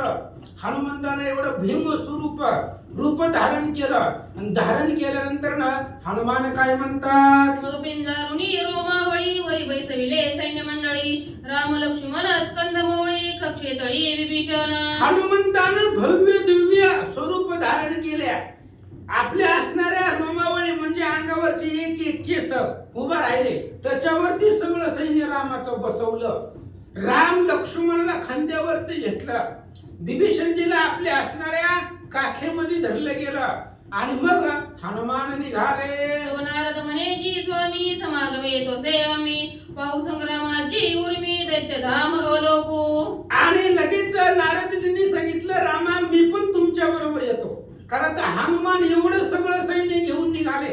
राम लक्ष्मण हनुमंताच्या सोबतीला आहे, त्यांच्या खांद्यावरती आहे, विभीषण जवळ आहे. मग नारदांनी सांगितलं, मला मी कुठं बघा जागा भेटली तर मी पण हनुमंताच्या सोबतीला येतो, तुमचं युद्ध पाहतो, असं नारदजी बोलतात. अवश्य म्हणे जानकीवर तव काय करी वायुकुमार दक्ष नवचरण उचलून सत्वर दैत्य नगर क्रमिले. तेवढ्या वेळामध्ये भगवंताने सांगितलं, ठीक आहे चला म्हणले. मग सगळं सैन्य हनुमंताने घेतलं.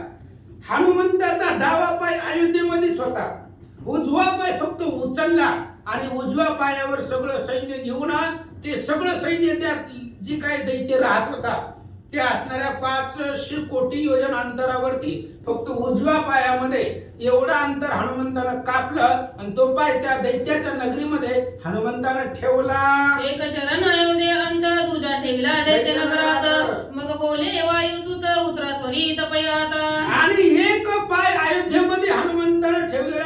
पायथ्यापायथ्य असणाऱ्या दैत्याच्या नगरामध्ये. आणि मग सगळ्या सैन्याला सांगितलं, सैन्य कुठं होतं? अंगातल्या रोमावळीमध्ये. एका एका रोमावळीमध्ये असंख्य सैन्य बसवलेलं होतं. आणि ते सगळं सैन्य त्या लंका त्या असणाऱ्या नगरीमध्ये हनुमंतानं उतरवलं. शतमुखाची हेची नगरी वेडा घालाजी सत्वरी देखून आश्चर्य करी मुनी सहित राघव. आणि ते सगळं सैन्य एका निमिषामध्ये, आता पाऊल उचलून टाकायला किती वेळ लागतोय, तेवढ्या वेळामध्ये हे सगळं सैन्य त्या राक्षसाच्या नगरीमध्ये पोहोचलं गेलं. रामचंद्राने पाहिलं. आता रामचंद्र खांद्यावरती होते. रामालाही आश्चर्य वाटलं, लक्ष्मणाला आश्चर्य वाटलं. काय म्हणतात? म्हणे निमिषान लोटता जाण 18 पद्मे वानर सैन्य त्यावरही अयोध्येचे वीरगण संस्था जाण नसेची. आणि भगवान श्रीरामचंद्र आश्चर्य करून बोलतायत हनुमंतराया, एवढं कसं तुम्ही एवढ्या कमी कालावधीमध्ये शक्य केलं? 18 पद्म वानर सगळे सोबतीला घेतले, त्यात अयोध्येचं काही सैन्य असेल ते घेतलं आणि एकाच निमिषामध्ये काही क्षणामध्ये तुम्ही अयोध्येमधून या दैत्य नगरीमध्ये सगळं सैन्य पोहोचवलं. याचं आश्चर्य भगवंताला वाटू लागला. सहित सत्वर घेऊन आला कपिकेसरी म्हणून हर्षण माय अंबरी वेढी नगरी दैत्याची. आणि भगवान श्रीरामचंद्र बोलतायत हनुमंतराया, एवढ्या सगळ्यांना घेऊन तुम्ही या दैत्य नगरीमध्ये आलात. आनंद वाटला. आपल्या सैन्याला आज्ञा दिली त्या राक्षसाचा नगरवेढा. एकत्रीचा एकीची कल्लोळा एकूण या दैत्यपाळ समाचार वनीत सकळ कळले ते केवी तया ते. आणि सगळी वानर होती, अयोध्येमधले सैन्य होतं. रामचंद्राने आज्ञा दिल्याबरोबर सगळेजण त्या ठिकाणी युद्धाची गर्जना करू लागली, वाद्य वाजवू लागले. तो राक्षस विचारून करू लागला, कोण आहे, का कालवा करायले, जरा समाचार आणा. विभीषणाच्या कैवारे धावतच केलं रघुवीरे म्हणून आवेशे थोरे निघे बाहेर स्वसैन्यासी. त्या राक्षसाच्या शतमुखी रावणाच्या दूतांनी सांगितलं, रामचंद्र हनुमानजी सगळं सैन्य घेऊन आलेले. ह्याला कळलं की ते असणारा आपला जो नातू आहे पुंडरी, त्याला आपण लंकेचं राज्य दिलं, विभीषणाला हाकललं. आणि विभीषणाच्या कैवारासाठी हे राम आपल्या गावामध्ये नगरीमध्ये आले असा विचार त्या शतमुख रावणाने केला आणि सैन्यासहित बाहेर निघाला. बळी दैत्यराना वर्षता झाला भीत बाणा घाई जर्जर केली सकळ सेना रघुनंदन देखत असे. आणि अतिशय बलवान तो असणारा दैत्य होता. सगळे असणारे रामचंद्राचं सैन्य होतं, वानर होते, ते बाणाने खिळून टाकले, जर्जर केले. रामचंद्र पाहू लागले. मग मारुती स्कंदी रघुवीर वर्षत झाला बाणाचा पूर परिणा टोपे तो दैत्येश्वर वर्ष अपार बाणा ते. मग हनुमंताच्या खांद्यावरती भगवान श्रीरामचंद्र होते, तिथून बाण सोडू लागले. असंख्य बाण भगवंत सोडताय, पण हा असणारा शतमुखी रावण ऐकत नव्हता असं सांगतात. ऐसे युद्ध होता ते वेळी 3 प्रहरात्र होऊ आली श्रीरामे चिंता नळी वस्ती केली देतवा. आणि अशा प्रकारचं युद्ध होता होता रात्रीचे 3 प्रहर संपले, पहाटेचे 3 वाजले. त्यावेळेस रामचंद्राला चिंता वाटली, आपल्याला द्वादशीचं पारण अयोध्येमध्ये सोडायचंय आणि एवढं सगळं कार्य करून अयोध्येमध्ये जायचंय. फक्त आता 3 तास शिल्लक राहिले. मग आता एवढ्या कमी कालावधी मध्ये काय काय करावं अशी चिंता भगवंत करतात. म्हणे या दैत्या ते पराभून विभीषणा ते राज्य देऊन न घड्या देसी गमन द्वादशी पूर्ण घडे ते. रामचंद्राने विचार केला, आता फक्त एकादशीचे रात्र आणि 3 तास शिल्लक राहिले द्वादशीचं पारण सोडायला. तेवढ्या वेळामध्ये ह्या दैत्याला मारायचंय, पुन्हा इथून लंकेला जायचंय, विभीषणाला लंकेचं राज्य अभिषेक करायचा आहे आणि लंकेतून अयोध्येला यायचंय आणि मग द्वादशीचं पारण सोडायचंय. मग एवढं सगळं कमी कालावधीमध्ये कसं होईल भगवंत विचार करतात. ऐसा विचारे मनात तटस्थ ठेला रघुनाथ हे देखुनी नारद हसत केली हे मात घडू शके. अशा प्रकारचा विचार करत असताना रामचंद्र तटस्थ उभा राहिले. बाकी युद्धांचं सैन्यांचं युद्ध चालू होतं. नारदजींना रामचंद्राचा जे काय मनातला विचार होता तो ओळखला. नारदजींना हसू आलं. नारदजी हसले आणि हसून भगवंताला काय म्हणतात, तरी परिसी जे चाप पाणी हा दैत्य शिव वरदायनी कदा ना टोपे तुम्हाला गुणी व्रत कहाणी मनाची. आणि त्यावेळेस त्या नारदजींनी सांगितलं, रामा हो जर राक्षस आहे, हे राक्षसाला वरदान आहे महादेवाचं, शिवाचं वरदान आहे आणि ते वरदान युक्त राक्षस आहे. तुमच्या हातून ते मरणार नाहीये, हनुमंताच्याही हातून मरत नाहीये, त्याला महादेवाचं तसं वरदान आहे असं नारदजी सांगू लागले. तर या विषयाचा उपाय कसे मायाधीन हे जगत वसे, तुम्ही तो सगुणत्व माया वेशे आकारा कसे झाले ती. ऐका म्हणले रामा, हे राक्षस कसं मरणार आहे, ह्याला महादेवाचं वरदान आहे. हे सगळं जग मायेच्या अधीन आहे आणि तुम्ही सुद्धा अवतार घेतलेले अवतारिक पुरुष आहात. मग हे जग सगळं मायेच्या अधीन आहे आणि त्या मायेकडून हे असणाऱ्या राक्षसाचा वध होणार आहे. मग आता काय करावं लागतंय ऐका. तरी हे माया अलियावरीन आदित्य नाटोपे कवना लागून या लागी जानकी ते प्रार्थून आणि रघुनंदन कंदनाने. आणि त्यावेळेस नारदजींनी सांगितलं याचं मरण सीतेच्या हातून आहे आणि सीता तिकडे अयोध्येमध्ये आहे. सीता काय करते, झोपले. रात्री 3 वाजता कोण जागा राहील, झोपले ते तिच्या महालामध्ये. मग आता इथून माघारी जायचं, सीतेला घेऊन यायचं आणि तिला युद्ध करायला लावायचं ह्या राक्षसाबरोबर. सीतेनं बाण सोडल्याशिवाय ही मरणार नाही असं महादेवाचं वरदान आहे. मग आता सीतेला इथं आणावं लागतंय असं नारदजी बोलतात. मागुती पाहे राम राणा ऐकून मुनीच्या वचना, तो पुढे अंजनी सुता काय रमुदंदन बोलत. आणि मग त्यावेळेस असं नारदजींचं बोलणं ऐकल्याबरोबर रामचंद्राने हनुमंताकडे पाहिलं. बजरंगबली, काय उपाय करता येईल बघा म्हणले. आता सीतेला इथं आणावं लागतंय आणि सीता आल्याशिवाय हे राक्षस मरत नाहीये. अशा प्रकारे रामचंद्र बोलल्यानंतर ना हनुमंतरायाला आवेश आला आणि हनुमानजी काय म्हणतात, म्हणे सगळ्या संकट काळी आता सांभाळावे ये वेळी, सीते ते अनुनी संकट टाळी करीन वाळी तुकेही. रामचंद्राने माग पाहिलं, हनुमंताकडे पाहिलं, हनुमंताला सांगितलं हनुमानजी एक काम करा म्हणले, सीतेला इथं घेऊन यावं लागतंय. सीता आल्याशिवाय ही राक्षस मरत नाही, महादेवाचं वरदान आहे. त्यामुळे आता तुम्ही जावा अयोध्येला आणि सीतेला घेऊन लगेच इथं या असं रामचंद्र हनुमंताला सांगतात. एकवणी स्वामी वचनार्थ थोरा वेश आला हनुमंता, म्हणे चिंता न करी जय रघुनाथा जानकी आता आणि तो. आणि लगेच रामचंद्रांनी बोलल्याबरोबर हनुमंताने सांगितलं, रामा कशाला टेन्शन घेताय म्हणले, काळजी करू नका. आताच्या आता मला काय कुठं जायचंय का काय, फक्त एक पाय पुढे घेतलेला आहे ती ह्या नगरामध्ये आलोय, 30 पाय मागे घेतो आणि सीतेला घेऊन येतो. म्हणून हनुमानजी बोलले काय करतात. मग पुढील चरण मागे केला, तो अयोध्ये माझी उभा ठेला, अंतर मंदिरी प्रवेशला तो देखता झाला पूर्व. मग हनुमंतानं एक पाय त्या दैत्य नगरीमध्ये ठेवलेला होता आणि एक पाय अयोध्येमध्ये होता. तोच हनुमंतानं त्या दैत्य नगरीमधला पाय मागे घेतला. पूर्ण हनुमान अयोध्येमध्ये उभा राहिले, महालामध्ये गेले. सीता जिथं झोपलेल्या होत्या, सीता मातेचं जे शयन कक्ष होतं त्या खोलीमध्ये गेल्याबरोबर हनुमंतानं अपूर्व पाहिलं. काय पाहिलं, भूमिशयी जनक बाळा भोगी निद्रेचा सोहळा, मारुती विचारी ते वेळा निद्रा भंगिता झटके दोष. हनुमंतानं पाहिलं सीता माता झोपलेत, आता रात निमिरात्र संपून गेले आणि सीतेला आपण उठवायचं कसं. रामचंद्राची पत्नी आहे ती, तिला आपण कसं उठवायचं. जर तिला उठवला तर सीता मातेचा निद्रादोष केलेल्याचा निद्राभंग केलेल्याचं पाप लागेल. मग काय करावं हनुमान विचार करतात. मग पुढचे गुंडाळूनी मंदिरी उपटून घेतले समग्र, मागुत दक्षिण चरण अवग्र रणभूमी ठेविलेसे. हनुमंताने विचार केला सीतेला झोपीतून उठवायचंच नाही, झोपू द्या, कवर झोपायचं तवर झोपू द्या.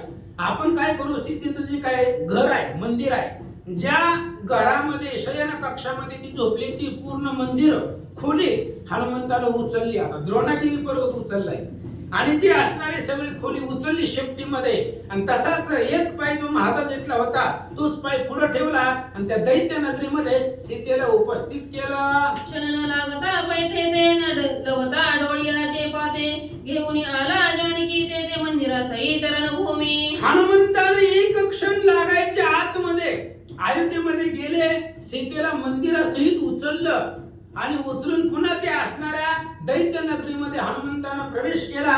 सर्वांना आश्चर्य वाटलं. मग मनचे रघुराया मन माझे तुझ्या पाया, घेऊन आलो जनकतनया आदि माया प्रणव रूपी. मग हनुमंतानं रामचंद्राला नमस्कार केला, भगवंता ही तुमची पत्नी अयोध्येमध्ये जाऊन अयोध्येमधनं सीता मातेला घेऊन आलो म्हणून तुमच्या चरणावरती माझा नमस्कार असो. हनुमानजी भगवंताला बोलतात. कोणी तयाचे उत्तर परमहर्षयुक्त रघुवीर मागे पाहेत समग्र मंदिर शीत चित्रन भूमिशयी. आणि हनुमंत रायाचं बोलणं ऐकल्याबरोबर रामचंद्राने पाठीमाग पाहिल्यानंतर सीता झोपलेली आहे आणि झोपीत असणारी सीता तसंच तिच्या पूर्ण खोली सहित उचलून ते असणाऱ्या हनुमंतानं इथं आणलं. याचं आश्चर्य रामचंद्राला वाटलं. परमाश्चर्य ते पाहुनी म्हणे धन्य माऊली अंजनी निदान जी प्रसवली ते रत्न बळी निदान मारुती. एवढा पराक्रम हनुमंताचा पाहिला जो आजपर्यंत रामानं कधी पाहिलाच नव्हता. एवढे अद्भुत ताकद हनुमंताकडे आहे. मग रामचंद्र हनुमंताच्या मातोश्री अंजनी माता धन्य धन्य हनुमंता नाव धन्य अंजनीचा सुत अशा प्रकारे हा अंजनी मातेची स्तुती रामचंद्र करू लागले. मग अंतर्ग्रही प्रवेशून पुणे जागृत करीशी ते लागून एरी उठली दचकून तव रघुनंदन देखिला. मग त्या मंदिरासहित हनुमानजी सीतेला घेऊन आले होते. रामचंद्र त्या खोलीमध्ये गेले, आपल्या कक्षामध्ये गेल्याबरोबर सीतेच्या शरीराला हात लावला, धक्का लावला. सीता माता जागृत झाल्या, उठल्याबरोबर पाहिलं तर पुढे रामचंद्र होते. काय वाटलं? मनी दचकली जनकपाळी म्हणे मी काय स्वप्न देखिले वेळी श्रीराम गेले युद्धवेळी हे तो नवळी अनुपम्य. आणि सीता माता झोपेतून उठल्याबरोबर पुढे रामचंद्राला पाहिलं. सीतेला आश्चर्य वाटलं. राम तर आपला तिकडे त्या राक्षसाला मारायला गेले आणि मग आता झोपेतनं उठले तर रामचंद्र कसे आले, मी स्वप्न तर पाहत नाही. अशा प्रकारे आश्चर्य सीता माऊलीला वाटला.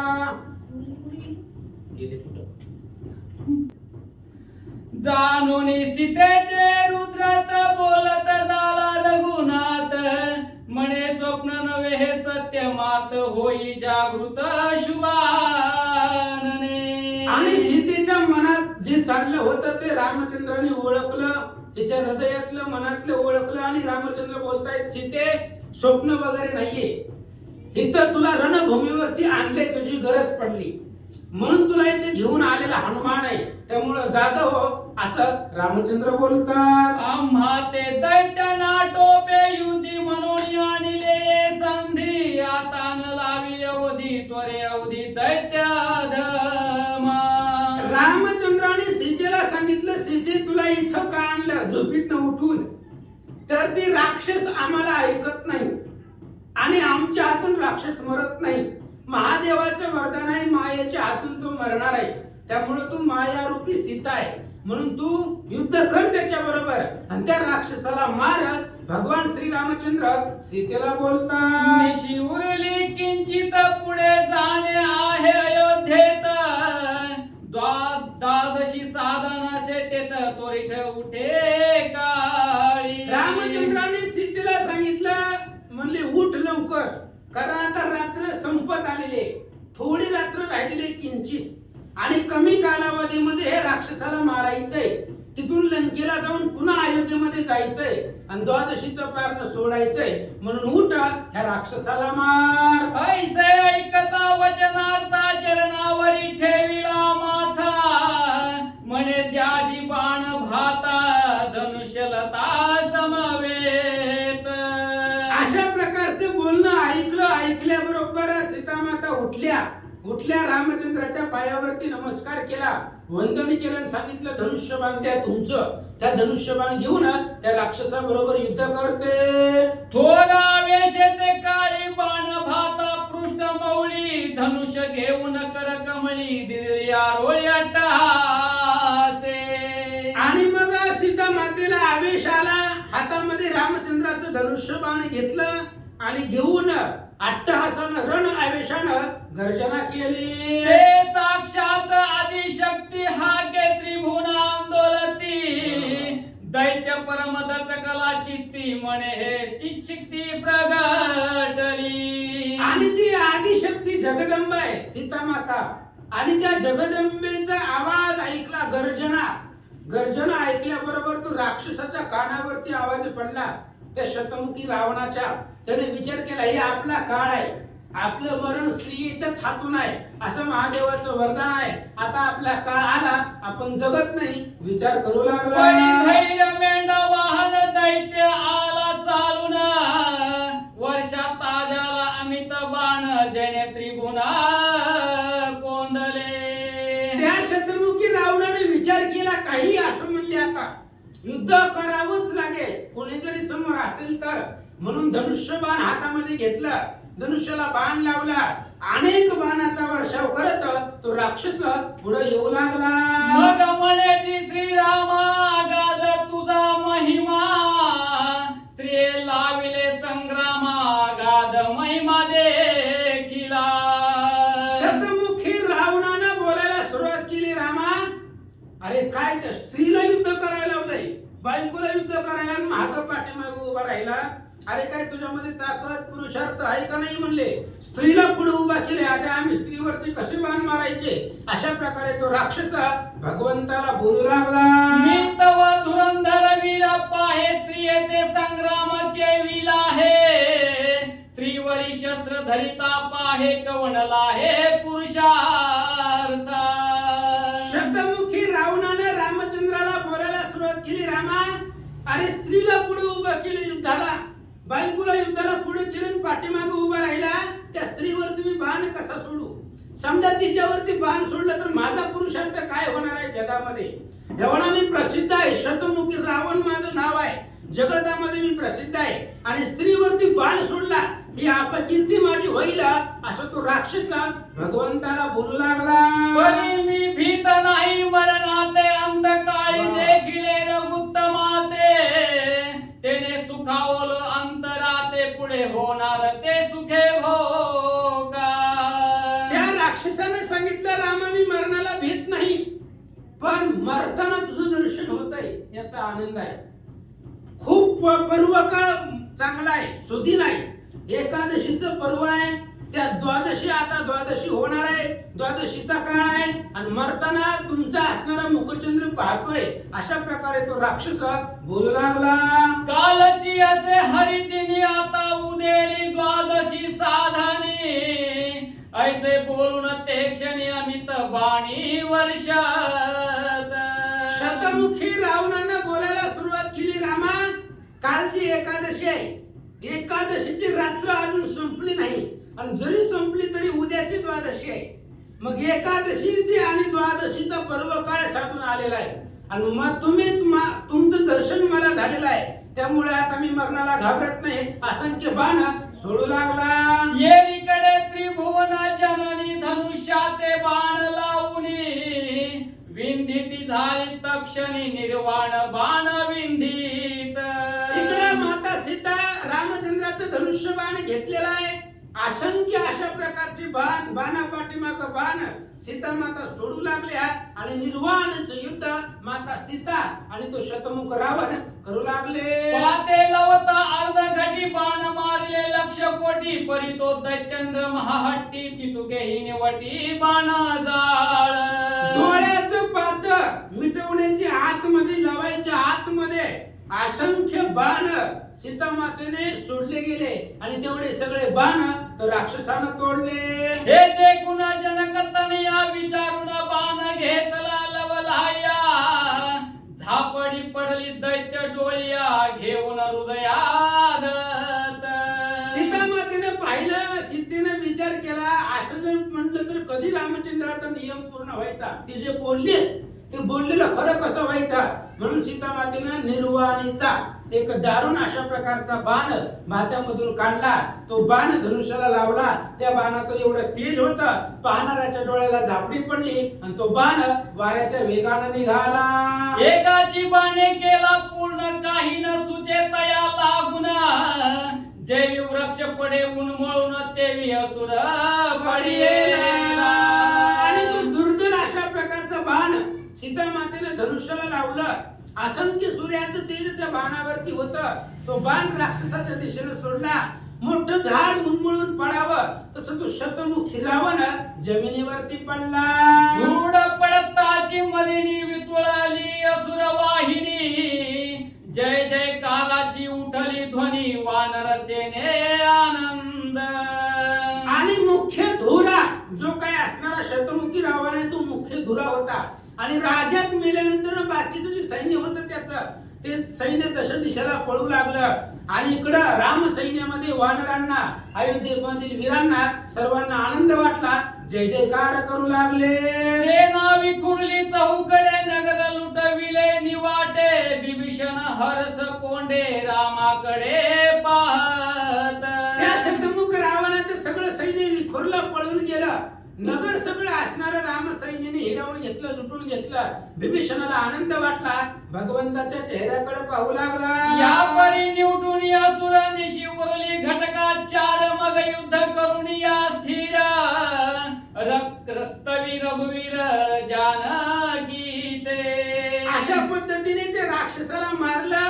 थोडीशी असणारी 4 घटिका रात्र शिल्लक राहिलेली होती सूर्य उगवण्यासाठी आणि तेवढ्या वेळामध्ये त्याला मारलं. म्हणून सीतेचं कौतुक तिची स्तुती रामचंद्र करून हनुमंताला काय म्हणतात. मागुती हनुमंता ते बोलत सकया विभीषणा राज्य स्थापित त्वरित अवश्य म्हणून वायुसुत कुछावरी बैसवित सैन्याते.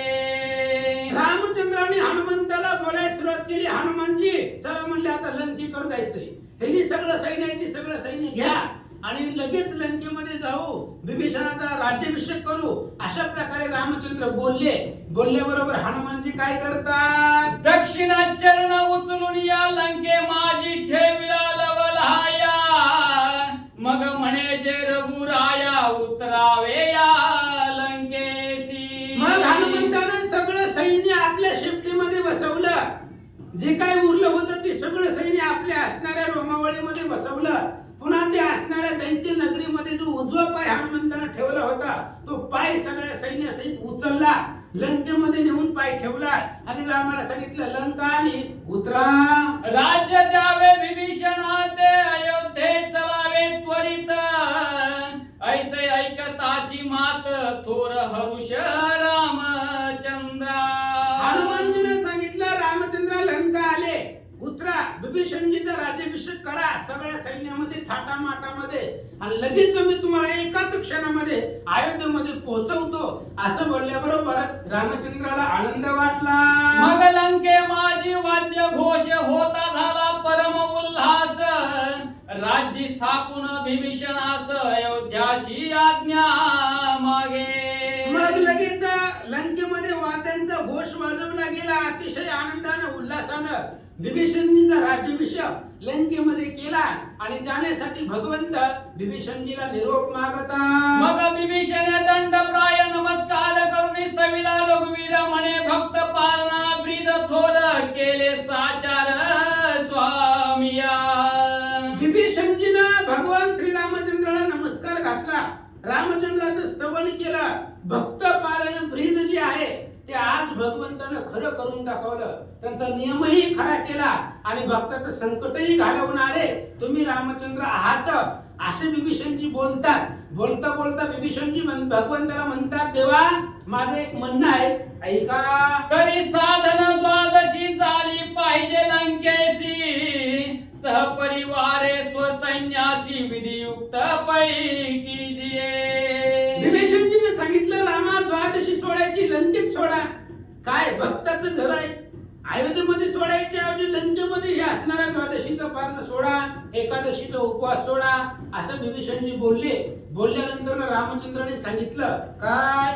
मग बोले श्री रघुवीर हा तो येते न घडे विचार वाट पाहत असे भरत वीर तया विन प्रकार न घडे हा.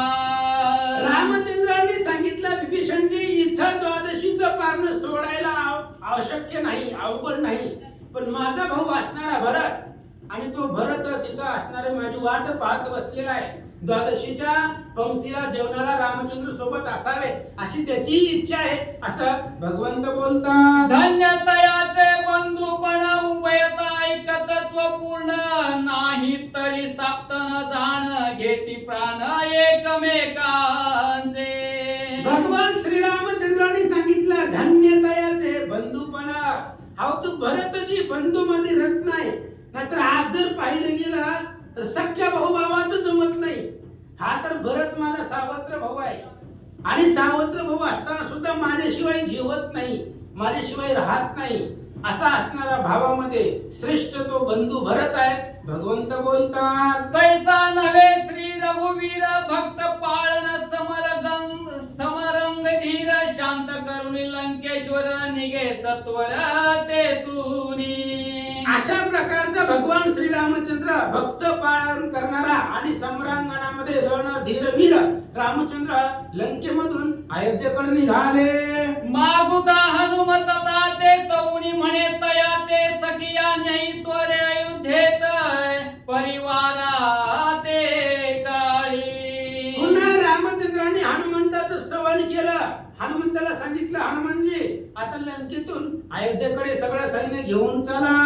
ऐकता रघुवीर वचन आवेशला वायू नंदन मागुता उचलून चरण अयोध्या माझे ठेविला. रामचंद्राचं बोलणं ऐकल्याबरोबर हनुमंतानं उजवा पाय उचलला. बघा, हनुमंताचा एक पाय अयोध्येमध्येच आहे सुरुवातीपासून. फक्त उजवा पाय हनुमंतराय फिरवतात, एक पाय अयोध्येमध्येच आहे आणि ती उजवा पाय सगळे असणाऱ्या त्या दैत्य नगरीलाही तो पाय तिथून उचलला, लंकेत ठेवला. आता लंकेतून तोच उजवा पाय उचलला आणि अयोध्येमध्ये हनुमंताने नेऊन पोहोचवला. परिवारासहित ते वेळी सकळ सेना उतरली खाली, सकळ वाहिनी आनंदली जय जयकारे गरजती. मग सगळ्या परिवारासहित सैन्यासहित हनुमानजी सगळ्याला घेऊन अयोध्येमध्ये आले.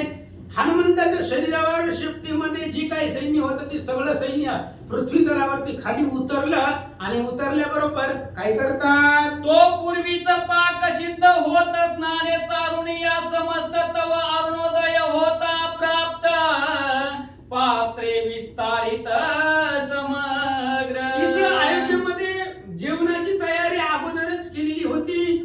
सगळ्यांनी स्नान वगैरे केलं आणि सूर्योदय प्राप्त झाल्याबरोबर जेवणासाठी ताट वाढले. समस्ता सहित सारुणी भोजने द्वादशी साधली रघुनंदने ऐसे द्वादशीचे महिमान केले कथन श्रोतिया ते. अशा प्रकारे ग्रंथकर्ते सांगतायत सगळ्यांनी रामचंद्रासहित सगळ्यांनी भोजन केलं आणि रामचंद्राने द्वादशीचं पारण सोडलं. म्हणजे द्वादशी एवढी महत्वाची आहे, एवढं द्वादशीला महत्व आहे, स्वतः भगवंतानं दिलेलं आहे. रामचंद्राने द्वादशीचं व्रत आचरण केलं म्हणून ही कथा एवढं द्वादशीचं महिमान आहे. म्हणून तुम्हाला सांगितली, ग्रंथकर्ते सांगतात, म्हणून तिथी माझी उत्तम द्वादशी पर्व उत्तमोत्तम व्रत करीत आहे निस्सीम विजय संग्राम तो पावे.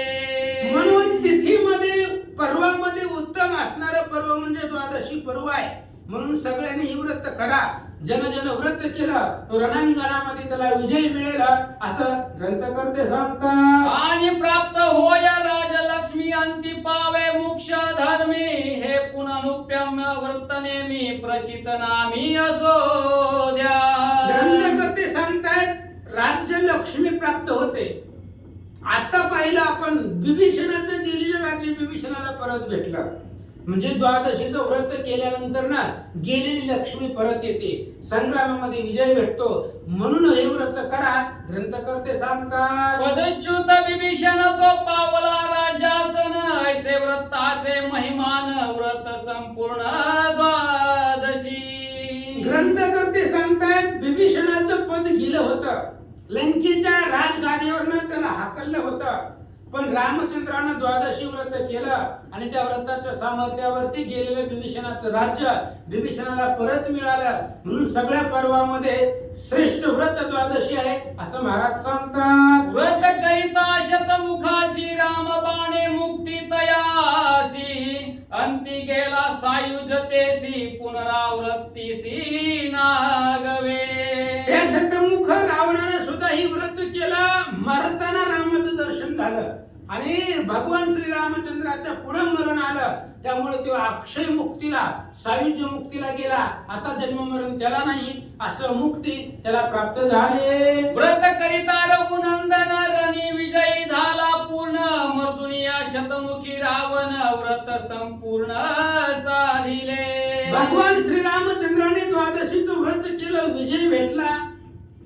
त्या द्वादशी द्वादशीच्या व्रतानं भगवंताला विजय मिळाला. शतमुखी रावण नावाच्या राक्षसाला भगवंताने मारलं गेलं आणि द्वादशीचं व्रत अयोध्येमध्ये सोडलं. म्हणून या श्रोते सज्जन हे व्रत करावे जाण, जे आचरता यश कल्याण मोक्ष भुवन प्राप्त होय. म्हणून सगळे श्रोते सज्जनांना महाराज सांगतायत, स्वतः भगवान श्रीरामचंद्रांनी द्वादशीचं व्रत आचरलं, एकादशी केली भगवंतानं, द्वादशीचं व्रतही सोडलं. म्हणून तुम्ही एकादशी द्वादशीचं व्रत करा, त्याने तुमचं कल्याण होईल.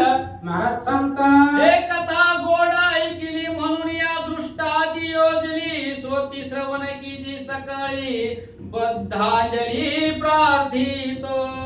ग्रंथकर्ते सांगतात, ही कथा मी माझ्या मनाची सांगितली नाही, तुम्ही पण ही कथा पहिल्यांदाच ऐकली असेल. ही कथा व्यास महाराजांनी पद्मपुराणामध्ये लिहिलेली आहे आणि ते पद्मपुराणामधली मी ही कथा ऐकली, वाचली, म्हणून तुम्हाला दृष्टांतासाठी ही कथा सांगावी असं मला वाटलं, म्हणून ही कथा तुमच्या पुढे सांगितली. महाराज सांगतात, कोणीही प्रकारे करुण करावे भगवंत गुणवर्णन, काळ सार्थकतेने करून येत घडून अपयसा. ग्रंथकर्ते सांगतायत, कोणत्याही कारणानं भगवंताचं नामस्मरण करा. हे निमित्त आहे, कोणतंही निमित्त घ्या, कोणतंही कारण घ्या आणि तुम्ही रामचंद्राचं स्मरण करा, भजन करा, भगवंताचं गुण वर्णन करा, त्याने करून तुमचं जीवन धन्य होईल. महाराज सांगतात, मग केले कर्म वाया जाय, हे तो न घडे कालत्रय, म्हणून या अति लवलाय वर्णावे गुण हरीचे.